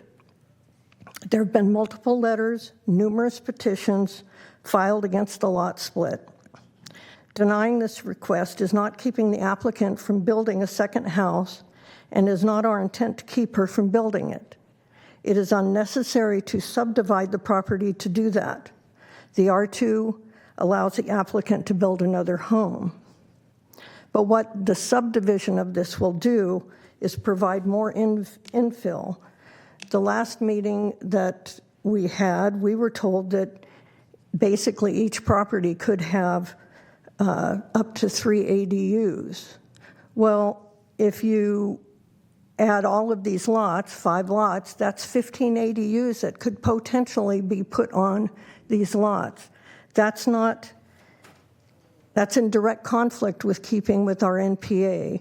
Whenever we, look at having a potential lot split, I think we need to consider not just what's going to be happening now, but what can happen in the future. And this would totally destroy our rural atmosphere. And as I said, it ignores what our NPA is. This also affects the residents living on the private road, as the county fire department is not accounting for the current and future increased traffic and parking needs, and the fact that as members of this community, we have voting rights under our CC&Rs. County fires claim there will be no impact on traffic or parking. As residents, we wholeheartedly disagree with this assessment, as we've already had multiple issues with the applicant in regard to ingress and egress to our property and the ability for contractors to park along designated parking on the easement. The applicant herself screams daily at delivery trucks, yet allows her contractors to park in the fire turnaround, blocking our ability to use our only way to turn around for ingress and egress. If this is such a consternation for her now, Why would it be okay to leave the road at 20 feet wide? This will only increase the traffic, cause further problems along this private road, and further disintegration of an already tenuous situation. When I've called the county for clarification of fire lane codes, I've been told many things. I've been told that fire turnaround was measured from the back of the house. Then I was told it was measured from the front of the house. And the last time we were told it was measured from the property line. County fire has been all over the board with requirement definitions. But what is published is that the private road that is to serve 5 lots must either increase the width of the road to 30 feet from the current 20, or must put in an 80-foot bulb turnaround. This special development permit specifically states that the existing drive will serve 5 lots. 5 lots is 5 lots. It shouldn't be 4 lots for fire and 5 for police. It should be just 5 lots. So the county should adhere to their own laws or get a consensus from the residents on the private road to change it. It is not enough to say that fire can access the front lot from Sutter, but would still most likely use the private drive or bust down the Sutter-facing fence. No matter how you look at it, you're still serving 5 lots, whether it be county fire, police, or other services. It should not matter whether fire department has done this in other areas. It's not sufficient nor fair to the current residents on this private road. Again, we as a community are not keeping the applicant from building her second permitted house for her daughter, as she states. We are against the subdivision, which is not a requirement to do so. Again, if this special variance is not approved, it does not impede the applicant from building a house for her daughter or infringe on her rights as a homeowner. Thank you. Thank you. The next speaker is Garth Lacey.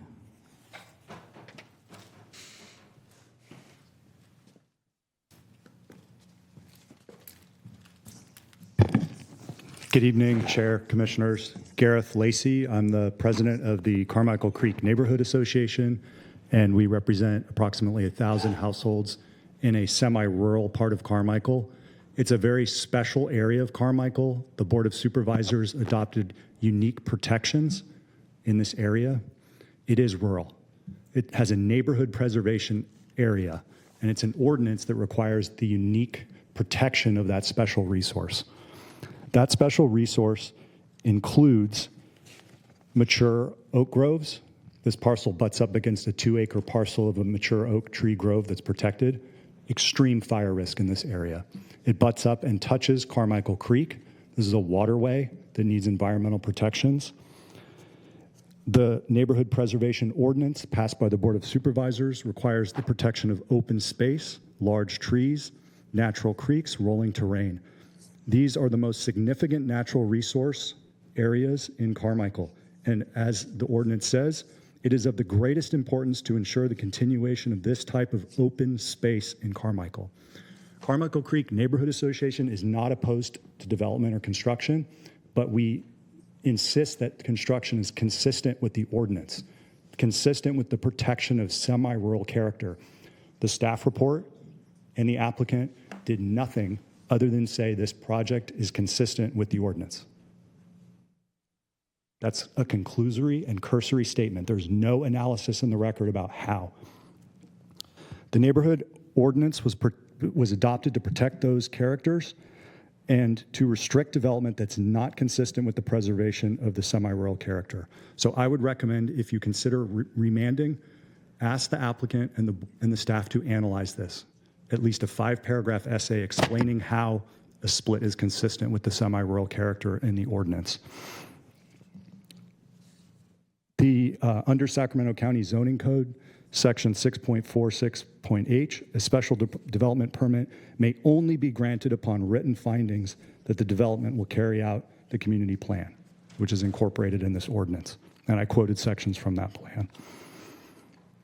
The staff report concludes it's consistent with the MPA, but it just relies on minimum lot size That is insufficient analysis. This is not just a simple lot split. It is a Trojan horse, and the complexity and confusion that you're seeing is because nothing is as clear as it appears. Once this splits, it's going to create a cascading effect of more confusion, litigation, problems with the fire department, problems with the neighbors, problems with the roads department. And there's a reason that that's happened. This is a private road. So in Sacramento County, if there's a private road, it can only serve 2 houses. That's the standard. So this is a special permit that was already allowed 3. Now we're up to 5. So I would echo the concerns of the neighbors that you should remand this or make clear that a new road maintenance agreement is required, that this will serve 5 houses, and the requirements of that should be met, including the properly widened road and the correct bulb turnaround for fire safety. We do not want that 2-acre oak grove to burn down, and the fire department can't get in there because there's problems. So please remand it, make clear it's a new RMA. It must be widened to accommodate the 5 houses, and I would also reserve our right to continue to make any CEQA-related arguments. Any questions from you, but I really appreciate your opportunity and the time you're taking to review this and consider it carefully, but it is not just a simple lot split. Thank you. Thank you. Thank you, Mr. Lace. And our last public commenter is James K.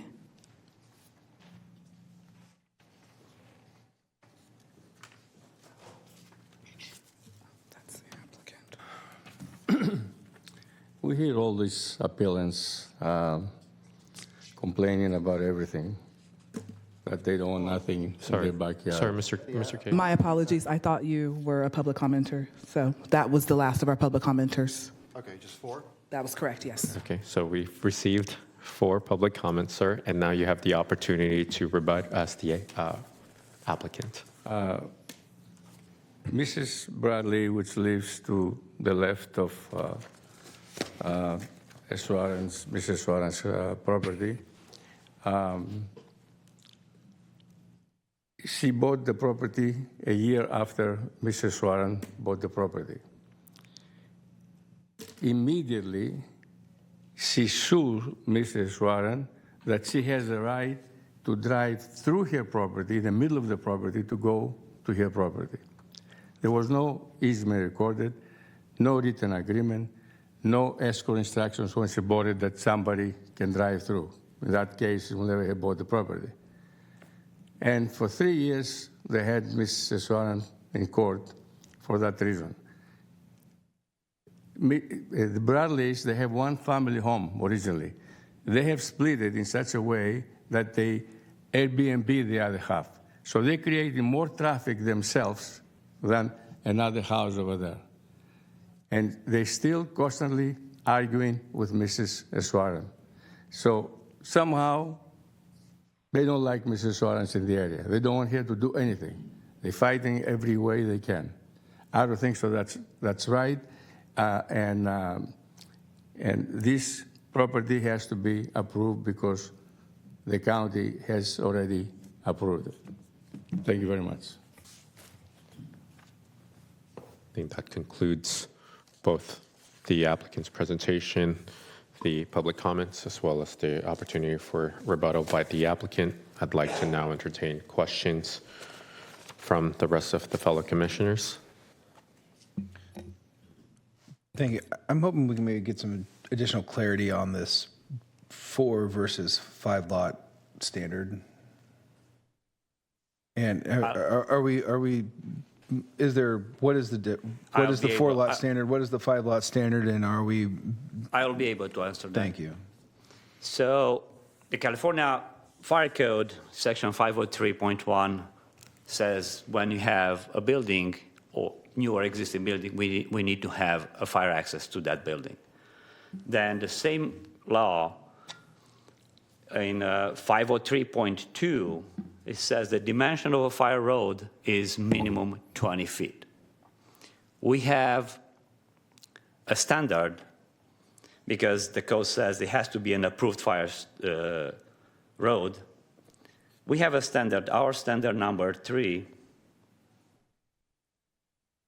We stipulate that for up to 4 lots, the road can be 16 feet wide, and the turnaround is smaller. It's only 20 feet wide and 40 feet when you have a T. The arm of the T is only 40 feet. If we have more than 4 lots, the road has to be 20 feet, which it is, and the turnaround needs to be 30 feet wide, and the arm has to go to 60 feet, so it's not anymore 40 feet. That's the difference. That's the biggest difference between serving 4 lots or more than 4 lots. 5 or 39 lots, the law is the same. Now, when you go to the 40th lot, you need to have 2 points of connection.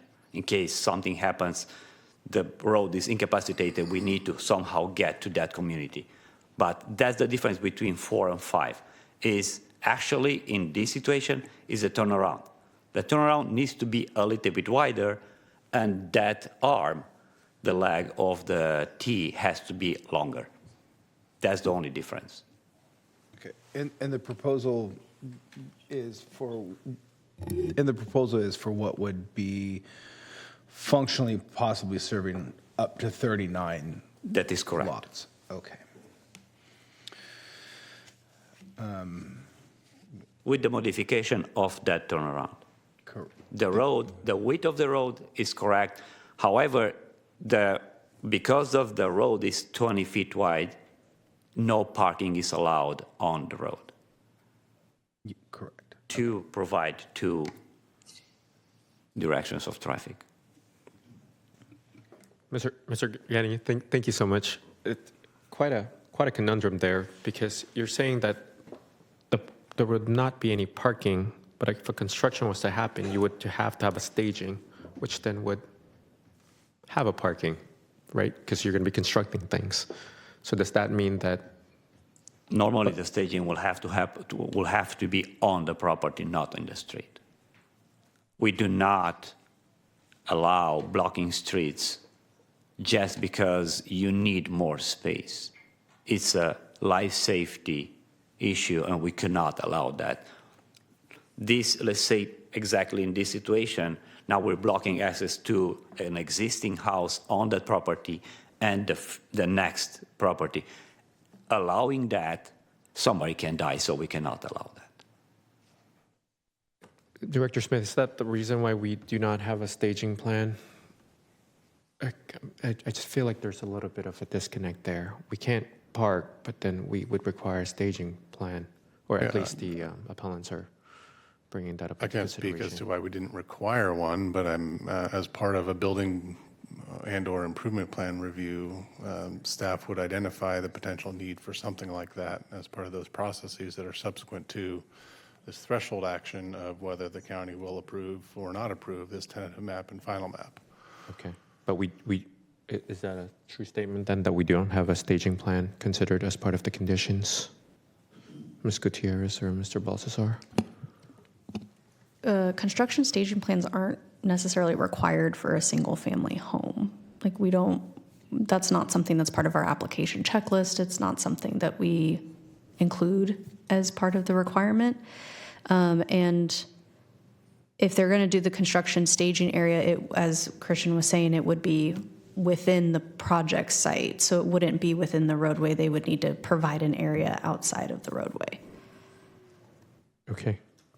Is that Mr. the Chairman. standard, even if we were to consider the number of ADUs that would be possible at each and every single one of the lots? Correct. We do not, at the tentative map stage, we do not require staging areas we haven't had that on any of our tentative subdivision maps that have come through. That's not something that we look at.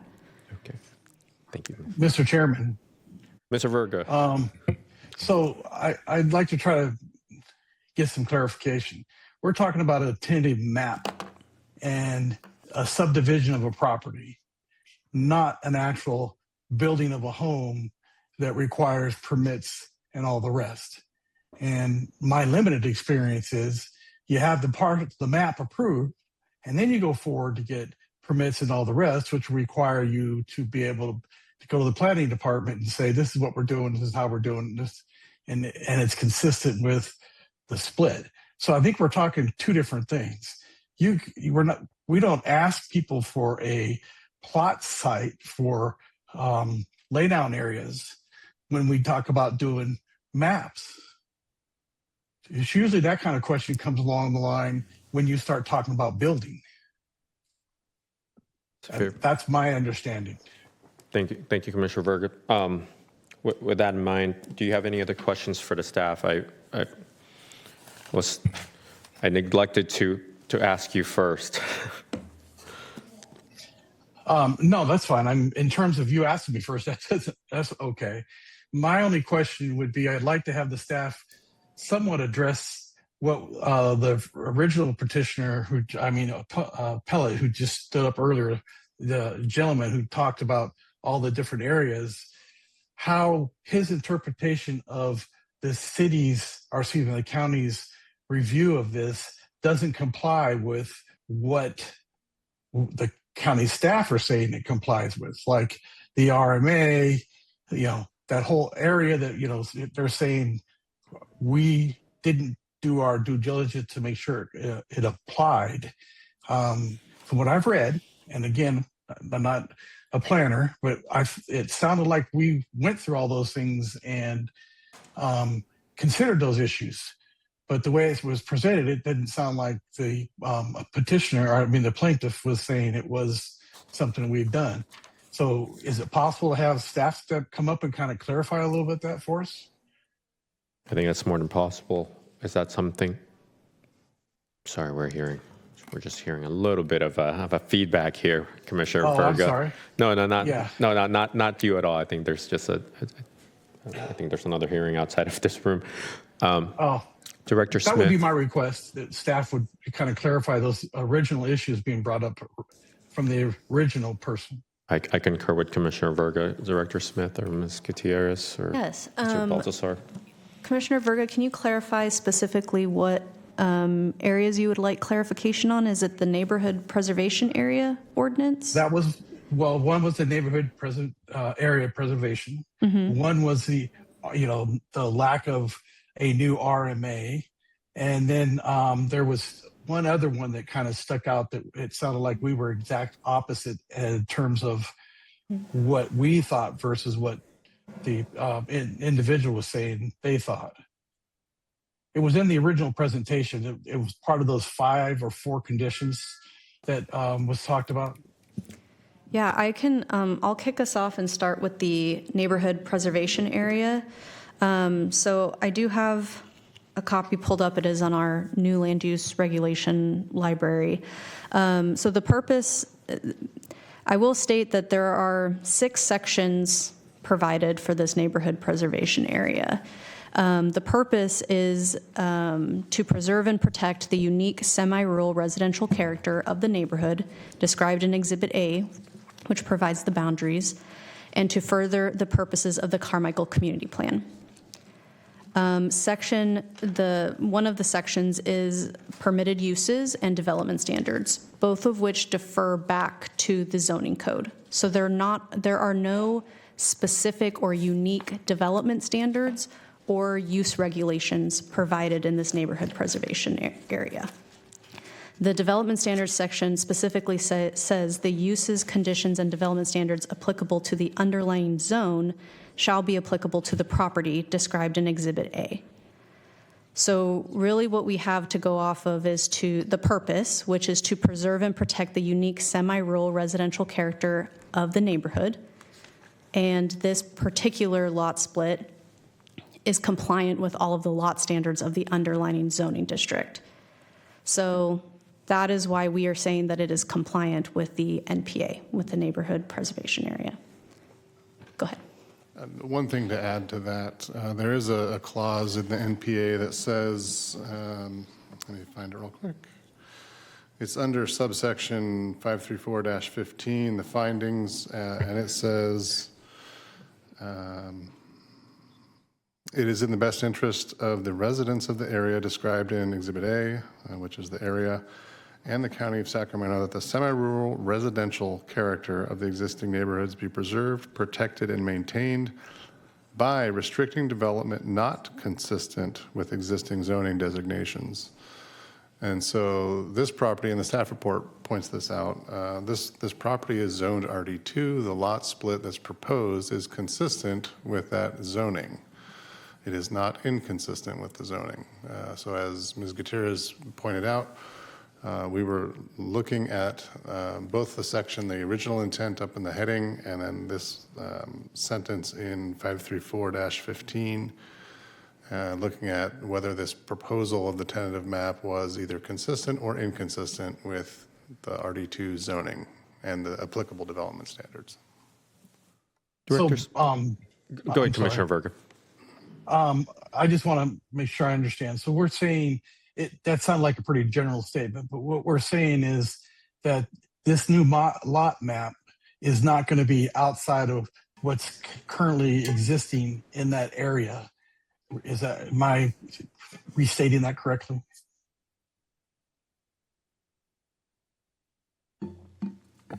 Hello, did I come through? I'm not sure. You came through. I think Director Smith is just about to say something. I think the proposed map is consistent with the zoning, and for example, all the lot sizes, the dimensions meet the standards.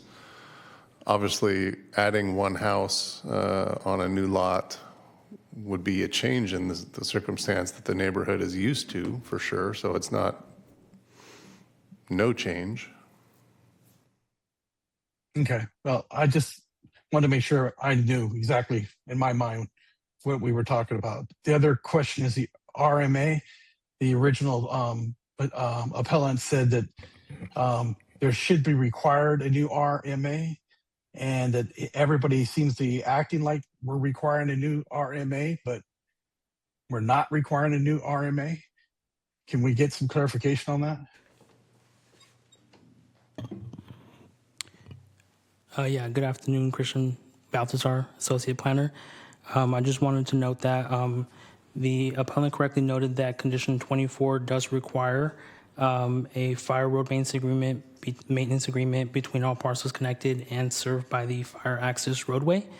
In conference with Sac Metro Fire, we have had correspondence back and forth, and they did confirm that it is a new road maintenance agreement that will be required, even though it is not explicitly stated in that condition. We do have Inspector Gunya here.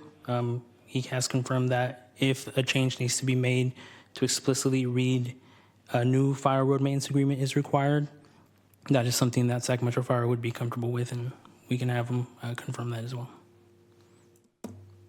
Okay, so basically we are saying there is a new requirement. We just didn't spell it out that clearly. That's correct. Okay.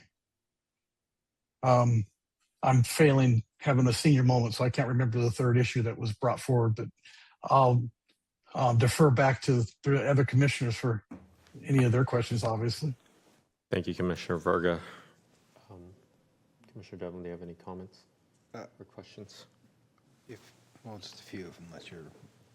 A few. Yeah. So ahead, just sir. a point of clarification, or from my understanding anyway. There is an ability, excuse me, there is an ability currently to build the second home on the lot, correct? They can build an ADU, an accessory ADU. dwelling unit, yes. Okay. And through SB9. Or sorry, SB9.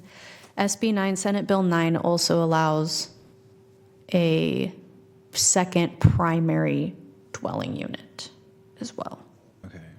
Yes. So, Grant, sorry, just to interrupt you, but SB9 also says on the guidelines, granted that second ADU kind of, for lack of a better term, meet the requirements in that neighborhood so that it again kind of goes through with the standards, right? So if it's in an inappropriate size of an ADU, we wouldn't be able to permit that, or if it's an out of place or sizing, things like that. I mean, it doesn't just give you by right saying, I'm now just going to build an ADU that is not consistent with the rest of the applicable laws in the local ordinance. Correct. We do have specific ADU provisions in our code that it would need to meet. Just as a point of clarification, though, ADUs are governed by obviously a different section of government code than SB 9 units. ADUs would have a limitation on square footage, whereas a second primary under SB 9 would not necessarily have that same 1,200 square foot limitation. That's a good point. Thank you, Director Smith.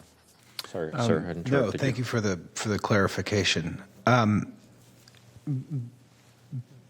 Back to the RMA. So the addition of a fifth lot to this RMA, and this may be a question for council, that does and would invalidate the existing agreement, triggering a... I don't know that it does that. That's the testimony. Okay, yeah.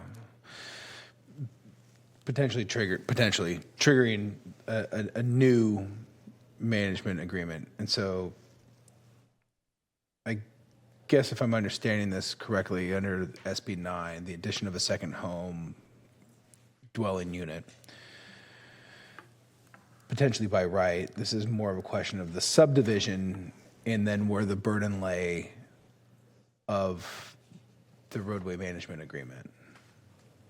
And it would potentially, RMA would potentially lie on the proponent if the rest of the parties are unwilling to proceed. Am I kind of understanding the situation correctly? I'm going to try to restate it for my brain. It sounds like what you're asking is whether an SB 9 unit or an ADU would trigger the same thing as is in the draft condition number 24, a new RMA. I would defer to Metro Fire on that because a new SB 9 unit as a primary or a second primary or an ADU would be done ministerially, no discretionary action. Wouldn't even come here. Okay. Adding a new building on the parcel will not modify the existing agreement because the existing agreement is between parcels, not between buildings. So as long as we do not modify the map, we do not modify the agreement. The moment we add a new lot to the map, now we have a potential future owner to that lot. So we want to make sure that that one is added to the maintenance for that road. So that's the idea. Okay. So functionally, the subdivision of the lot is the triggering mechanism for potentially new RMA. And again, if the subdivision of that lot does in fact dissolve or invalidate the existing agreement, that new agreement, that burden would have to lay on somebody, and hypothetically that would be potentially the proponent of this particular subdivision, if I'm understanding. If the other part, let me form it in the form of a question. I guess what does happen in this situation? We hypothetically this were to be approved, and the 3 existing homeowners are unwilling to participate in the new agreement. In that circumstance, the condition cannot be fulfilled as currently written, therefore no final map can be approved. What we've been talking about implying is that condition number 24 be amended to include this second option, which is to have the applicant be responsible for the fire access. And Metro Fire made a good comment before, it's going to be down to their lot. So what's going to end up being the lot below, right? These two, the subject parcel, they wouldn't have that obligation. But from Sutter down to their lot, yes, they'd be responsible for it. Okay. And it would have to be enforced by Metro Fire if Metro Fire is willing to accept that responsibility. And absent that alternative language, the requiring all parties would in fact just be give those other parties basically a veto. It seems doubtful they'll sign on to such an agreement. Yeah, because we wouldn't, they wouldn't meet condition 24 as it's written. Right. That's between all parcels connected to and served by fire access roadway. It does not, I don't think it puts into writing here the second option that we were talking about. Okay, I think I now have clarity as to the totality of the circumstances. I do want to kind of latch on to a question I think you were asking, which is what happens if they just proceed through SB 9, not this map. If they meet the standards, I think there are some standards they have to meet under SB 9. Let's say they do, and they can build a second primary dwelling. What happens to the fire access? So it becomes a ministerial process. It's like a building permit. So through the building permit process, there is going to be basically a plan check, and the departments are going to go around. It's going to go to Metro Fire. Metro Fire is going to see a second primary dwelling on the same lot, which is legal. But I think the question is Metro Fire at that point going to require any change to the existing fire access? Not as long as we have up to 4 lots. Right. And absent the subdivision. As long as we have up to 4 lots, You're saying no the lots modifications. trigger it and not the dwellings. That is correct. Yeah. Yeah, because we had to modify that actually last year because of the law allows you to have multiple dwelling units. Now we cannot increase the road for is the same property every single time you add one more structure on your property. So that's why we went from dwelling units to lots. Okay.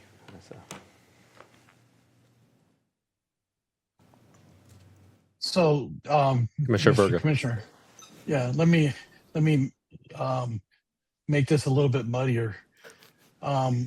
It was my understanding of the conversation is that the individual who is requiring or trying to get the map changed in the lot, if they could not get the existing members of the community that are on that road to agree to change the RMA, they themselves can assume responsibility for the RMA for the entire road up till the end of that those 4 or 5 lots. And that my understanding, that's something they can do as a way to satisfy the requirement. Is that an accurate understanding of that? I mean, it made it sound like somewhere in here we thought that if it isn't in writing, that one party couldn't be the one responsible for the entire road, that all the parties had to be, unless it was specifically written in the condition that a single party could be responsible. I thought the original description of how it worked was if it came down to it, a single property owner could be responsible for the entire road if the other property owners don't want to be involved. Am I correct? Yeah, we'd need to amend the condition, update the condition to include that second option. And that's based on the applicant's easement rights. So they have easement rights, presumably.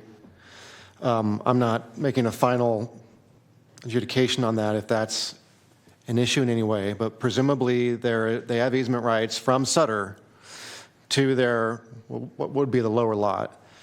And based on those easement rights, we can hold them to have sole responsibility to maintain the fire access. Now, what happens if they don't do it? What if the applicant, or they're gonna sell one of these lots, they may sell their own lot. What happens if the owner or successor owners doesn't do it?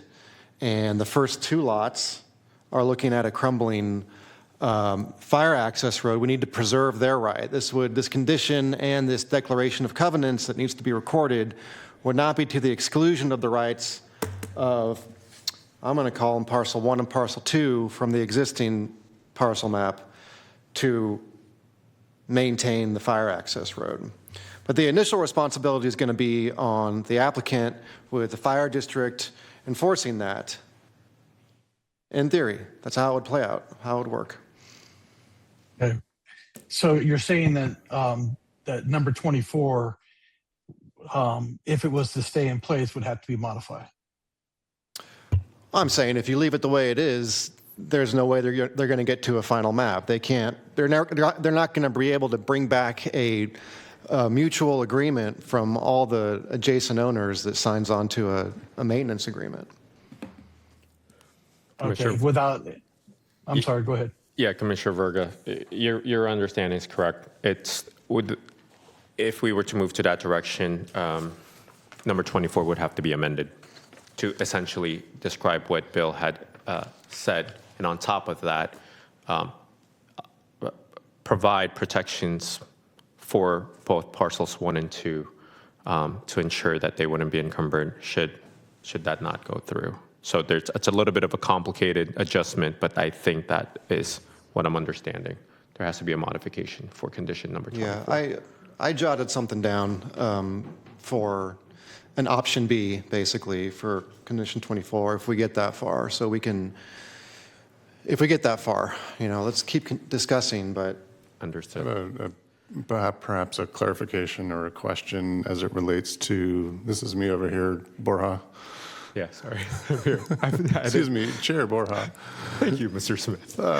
Sorry, I just didn't realize that they put, Commissioner Verga, you are now on the larger screens, so you are now part of the discussion. Oh. Sorry. Okay. I don't know if you're seeing that. I was just surprised. No, I'm not.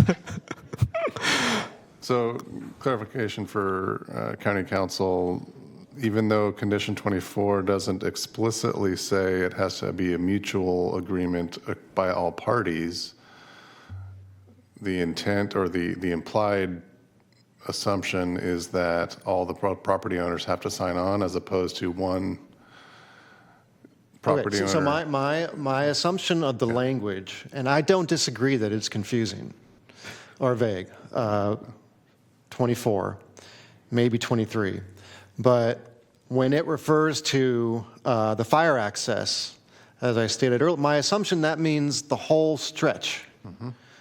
Except for that last parcel now, which our applicant would not have an easement right to go south to that lower parcel, which was parcel 4 in the Santora parcel map. Now, if what's intended there is that we're only talking about the two new lots that are going to be created by this parcel split, then it's a lot easier. But I don't think that's what's intended. But I don't know. We need to hear from planning and from fire. Our intention was to make sure that all parcels served by the road participate in maintaining the road. We do not foresee that at one point, if we ask a new agreement, somebody will say, I'm not signing a new agreement, now this is my veto vote, even though that parcel still is served by that road. We do not foresee that. I do not want to maintain my road anymore because I want to make sure that you do not get to split the road. We did not foresee that. So I'll have to take this experience back to my office and rediscuss exactly the language to make sure we're not in this situation again tomorrow.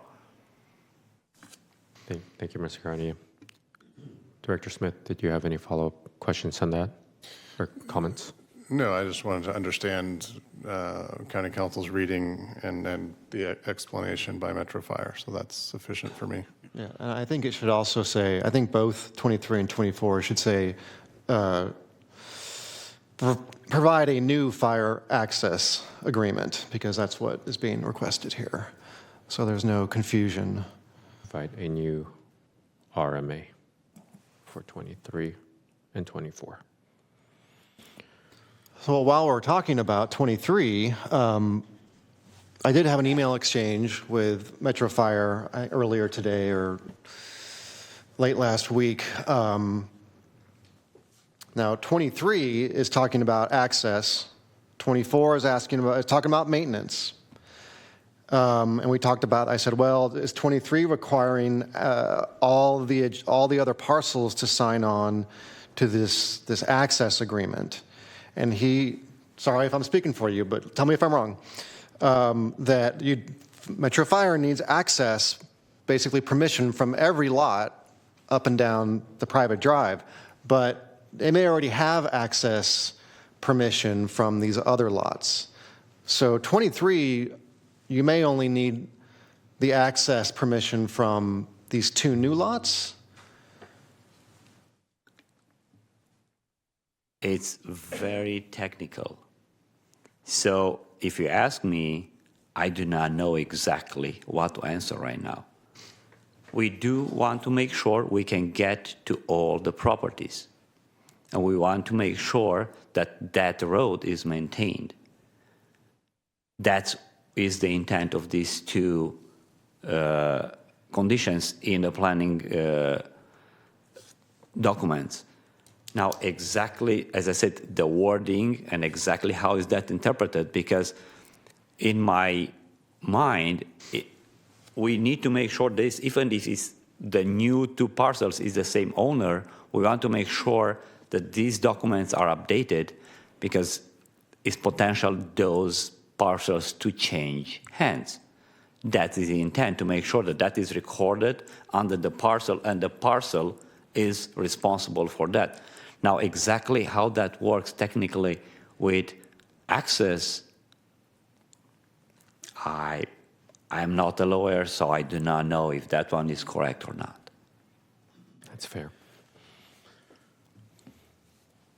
Thank you, Mr. Gaudia. I mean, the way that works in general is that the document gets recorded. That's how subsequent owners are held to the obligation. Yeah. Yeah. And if one has access to, I'll say, lot 4, fire, if fire has access to lot 4, I'm just trying to imagine the scenario in which they would lose access to lots 1, 2, and 3. I mean, the question is, how does Metro Fire have access rights right now? And it may be in this existing road maintenance agreement. I haven't read it in detail enough to know if that's in there. This road maintenance agreement generally is between the owners, where they're all agreeing, hey, let's all keep this road maintained to certain standards. Now, maybe somewhere in here, it says we agree to allow the fire district to access the road. I don't know for sure. I do not know exactly how it was recorded at that time. Today, we do require 2 separate documents. One is the access, and one is the maintenance. These are 2 separate documents. This is what we require today, because it was very vague and very, do we have access if somebody maintain it? So we want to make sure we have easement, access, that's a document, and then we have somebody who maintains that road. Mr. Gaudia, do you know if the current RMA right now, and it's okay if you might not have this information, if that has both of those things covered? So it's almost like a permission to enter and then a maintenance agreement, right? It's 2 different things. I did not read today's RMA, but might be somewhere in the documents here. Understood. Okay. So staff is hopefully looking into that. Do you have any other questions or discussions on the RMA? Because I do recognize that there's still a couple of points of, I don't want to say contention, but at least issues that the appellants have brought up that I'd like for us at least to have an opportunity, if tonight is the right time or if a future one's the right time, I'd like for us to have the opportunity to discuss or at least bring those to light. I'm done. I don't have any more on the RMA. Okay. One of my concerns, or at least maybe a lack of my education in this arena, is that we've typically not have a condition, or at least the time that I've been in this size, a condition that would force an applicant, in order to get a parcel map, to build an ADU. I think that might be a rarity, or maybe not. I'm looking at Director Smith. That is solely because of the existing pool. So the existing pool would be on the new resultant parcel by itself. Pools are technically an accessory use, so without a primary use, they either would need to demolish the pool, completely remove it. They have indicated they don't want to do that, so that's why we have a condition saying you need to construct an ADU, which would then become the primary ADU, which would serve as the primary unit for the pool. So there's my struggle a little bit in understanding, because as Commissioner Verga eloquently had said, we're looking at a plot map here. However, there's a condition here that triggers a construction, which is where I think it might be fair for the appellants to kind of ask, well, if there's going to be a construction in order for you to make a map change, shouldn't that also be part of your conditions? Well, we don't know for sure that they're gonna move forward with that option. Because they can still either remove the pool, even though you've indicated that, at least from your knowledge, you've indicated From my that, knowledge, yes. that you do not Yes. want to. Yes. So that's where my conundrum lies. Well, okay, on this issue of how far can the Planning Commission or the board, not in this case, but the Planning Commission in this case, regulate development of a structure, you can. It's not a very simple and non-controversial parcel map might not say anything about where the homes are going to be or where any structures are going to be, but you have discretion to condition a map to kind of create guidelines or create standards criteria for, where the I think it's in here in the map, where the building envelope would be, if there are other, how tall can it be if you want to deviate from the ordinary zoning standards. You can condition, if there's a nexus, right, a nexus and proportionality, yes, you can impose conditions on not just the lot split, on the eventual construction. So again, it gets to this, and thank you, Council Burke. It gets to this idea that we're no longer just in the realm of creating changes in the maps, because we're now getting into construction, right? If I'm understanding it correctly.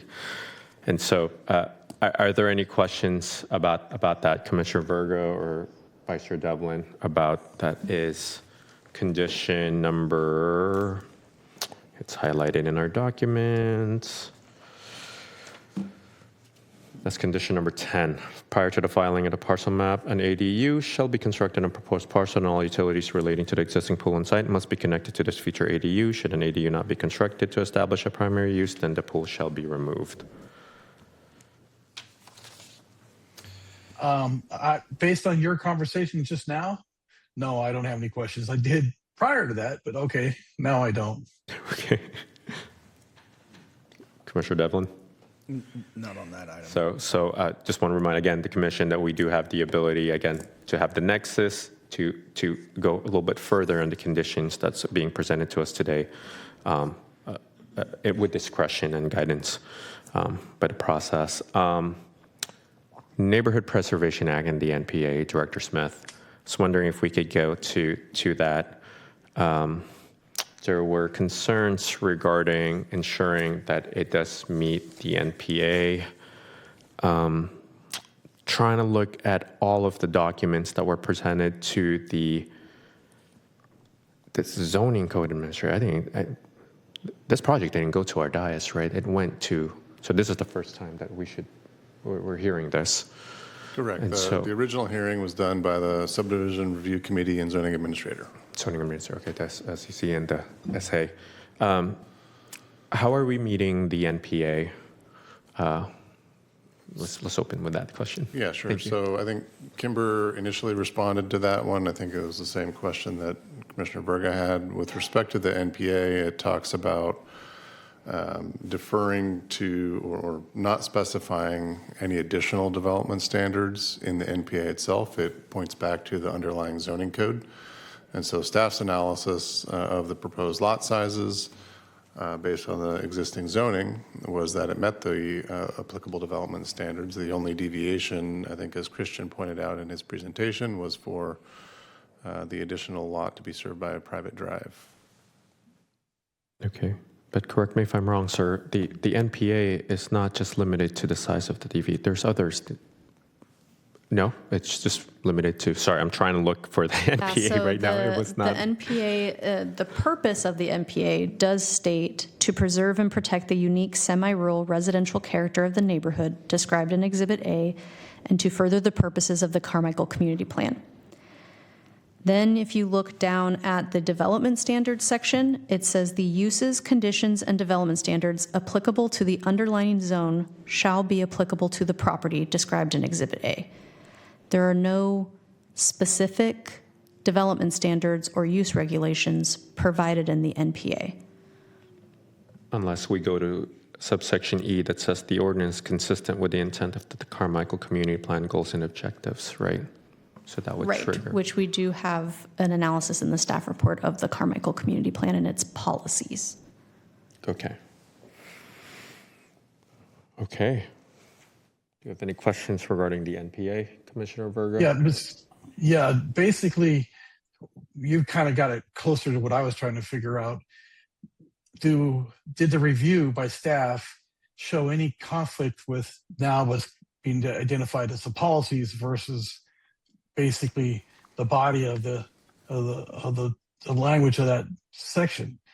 You said it has policies in it. Did we review those policies and how they related to the impact of the map being changed? Yes, the staff report did include a community plan analysis, consistency analysis, and it provided the specific policies that are applicable to the project and provided a response to those policies. And we found that the project is consistent with the community plan. And that was provided to the appellate who's basically objecting to what is being done? That was provided in the original subdivision review committee and zoning administrator staff report, and was also provided in the staff report tonight. Okay, For thank you. tonight's meeting. Mhm. And then Commissioner Chair Borja, we were able to pull up the road maintenance agreement from the previous map, which did include an access easement recordation for that as well. Understood. Thank you. Sorry, I keep. There's a lot of layers to this onion. I'm going down to the CCNA history all the way to like 1986, and just making sure that we are. And so I just really want to emphasize to the public that we take every vote very seriously, and maybe this might be the right time to just have an open conversation with the rest of the commissioners. Would it be fair, Council Burke, to have a straw poll of whether or not the commissioners right now, as it stands, have the right information presented to them, given that there are proposed changes to the conditions, whether or not this is a decision that we'd like to make tonight, or that whether or not we'd like to, again, go back to about a couple hours ago, the original request, or at the very least advised by council to perhaps move this to the next board meeting. Was that the counselor? Oh, yeah, sorry. Are we able to have a straw poll? Is that a... Right, just make it very clear that, well, just discuss tentatively what the three of you, where you're leaning right now. And where you may be leaning is you want to continue it, you want to look more into it. You know, there's a reason to do it to have more commissioners here. There's also maybe a reason if you do want to look at it further. You don't have to, but that might be a reason. Or if you're ready to go tonight, which way are you leaning? So this is not, what you're going to do right now is not an official vote. We're just going to figure out if it's 2-1 right now, tentatively, or 3-0. Okay. Commissioner Berger, can I ask you for your feedback? Yeah, I'm leaning to address it tonight. And I'm leaning to make the changes in the language that's discussed before and then move forward with staff's recommendations. Vice Chair Devlin. Thank you. I guess for me, when I kind of push back to, a little bit to the 50,000-foot view of this, this street potentially ends up in a very near identical condition as to what they want to do with the lot split, absent the lot split. And they could possibly do it with the existing RMA. So, the decision for me seems to really just kind of come down to like the lot split itself and whether that RMA, then changes. But even without the lot split, it seems that they potentially end up in a functional, absent the ability to, obviously freely divest the second parcel, the neighborhood ends up in the same place. Without the lot split. Without the lot split. And so, yeah, it seems to be the largest, the biggest effect seems to be the shift in the potential burden of the RMA. And then obviously the consequences of the neighborhood of have an additional freely alienable, parcel there. But in terms of like number of homes, number of cars, all that potential impact seems to be, functionally the functional equivalent, even absent the lot split. Thank you, Chair Devlin. I don't want to be a Debbie Downer for this evening, but I don't believe that this time, again, I don't believe that I have all of the information to be able to make a decision. I'm struggling here with the changes on the language that we're going to have in the 24. I'm also hearing from staff that they're looking at the language from the RMA. I don't want to drag this out, but I'm not too sure if I have all of the right information at this time to consider whether or not proposing or at least siding with the staff recommendation would be the right move. I think that I'd like to be able to make sure that we've had adequate review from our folks over at Fire Special District and make sure that they've had the chance to take a look at both the existing either permit to enter or the maintenance agreement on the RMA. If that's already there, then we can point that out, and hopefully the language on what we're proposing for number 24, just so we're all kind of clear. And for the applicant, Ms. Swarn, I totally understand where you're coming from. I really do. I don't want to be an impediment. I just hope that we're able to do the right thing by making sure that we are, again, we're going to be making a decision here that could potentially get into more legal actions between you and your neighbors, but also ensure that we're doing the right decision on the conditions that are being requested. And so I don't believe I'm prepared to make a vote this evening. Would be happy to support the chair and continue this if, I guess my only request on behalf of the applicant, I guess, would be to give them a date certain. Yeah, I would like that. So we go back to before we've had this discussion exercise that it's not considered as a hearing, perhaps to figure out, again, the original question 2 hours ago would have been, could we figure out a time?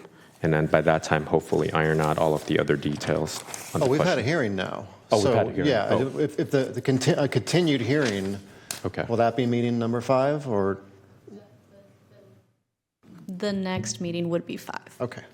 So we can do another meeting. We'll want to make sure Commissioner Verga is okay with a continuance. I hope so, because otherwise, like I said before, there's no action you can take. Right now it's 1-1-1, the way you tentatively discuss. So yeah, I'd recommend you continue it. We can answer some of those questions and maybe get a few more commissioners here. We'll make sure they watch the video of this proceeding.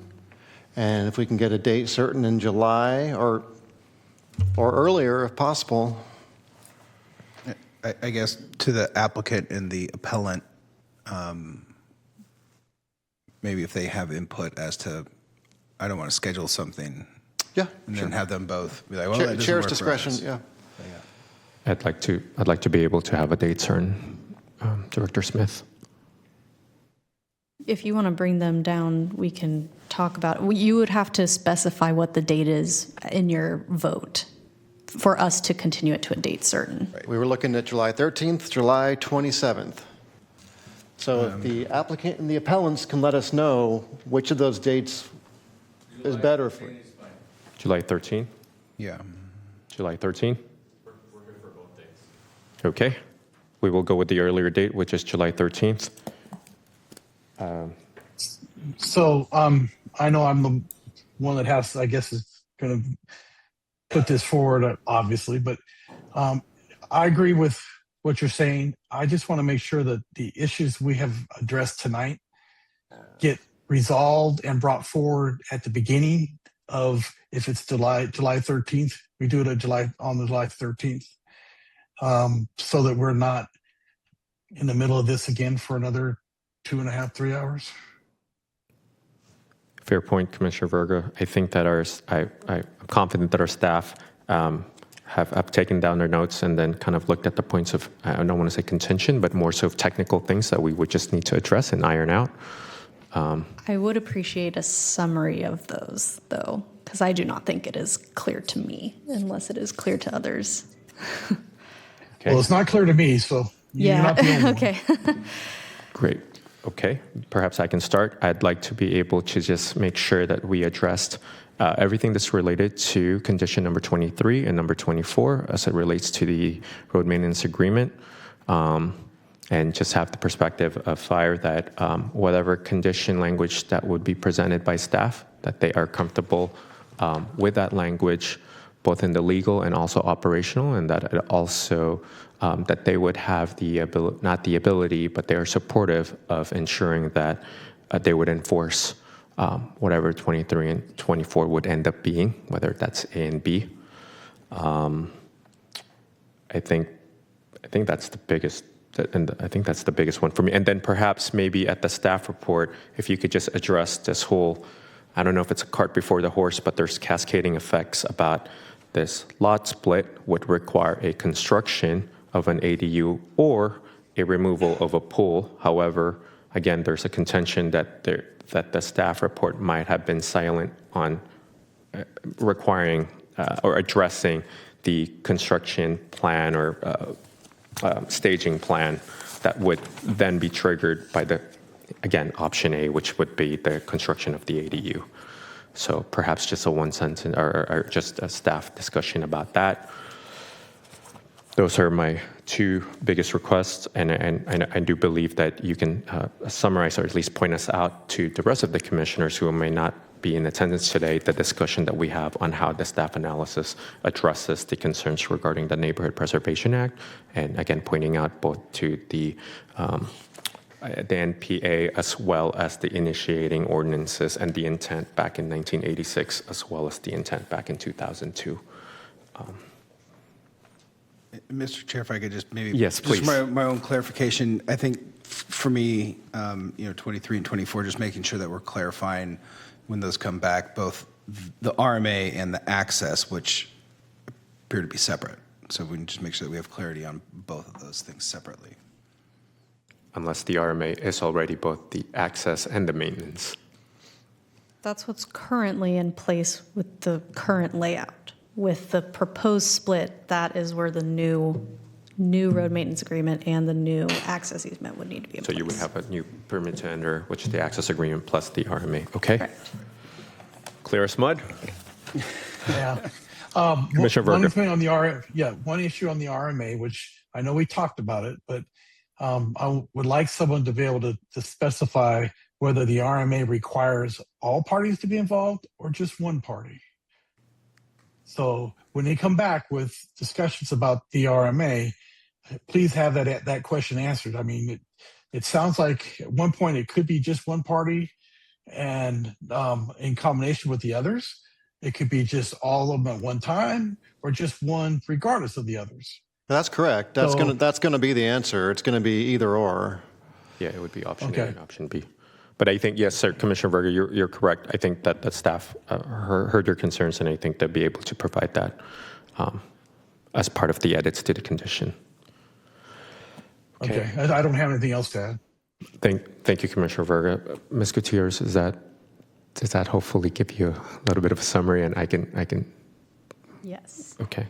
I'll also rewatch the video, and then again, all of our communications are pre-variable, but I would probably provide you a summary of what my understanding is of the discussion too. And for the neighbors and to Mrs. Warren and your representatives, I really appreciate you guys for staying with us. It's a difficult decision and something that I don't think that we should take lightly, and that we should at least provide us with as much of the right information technically as well as policy-wise before we make this vote.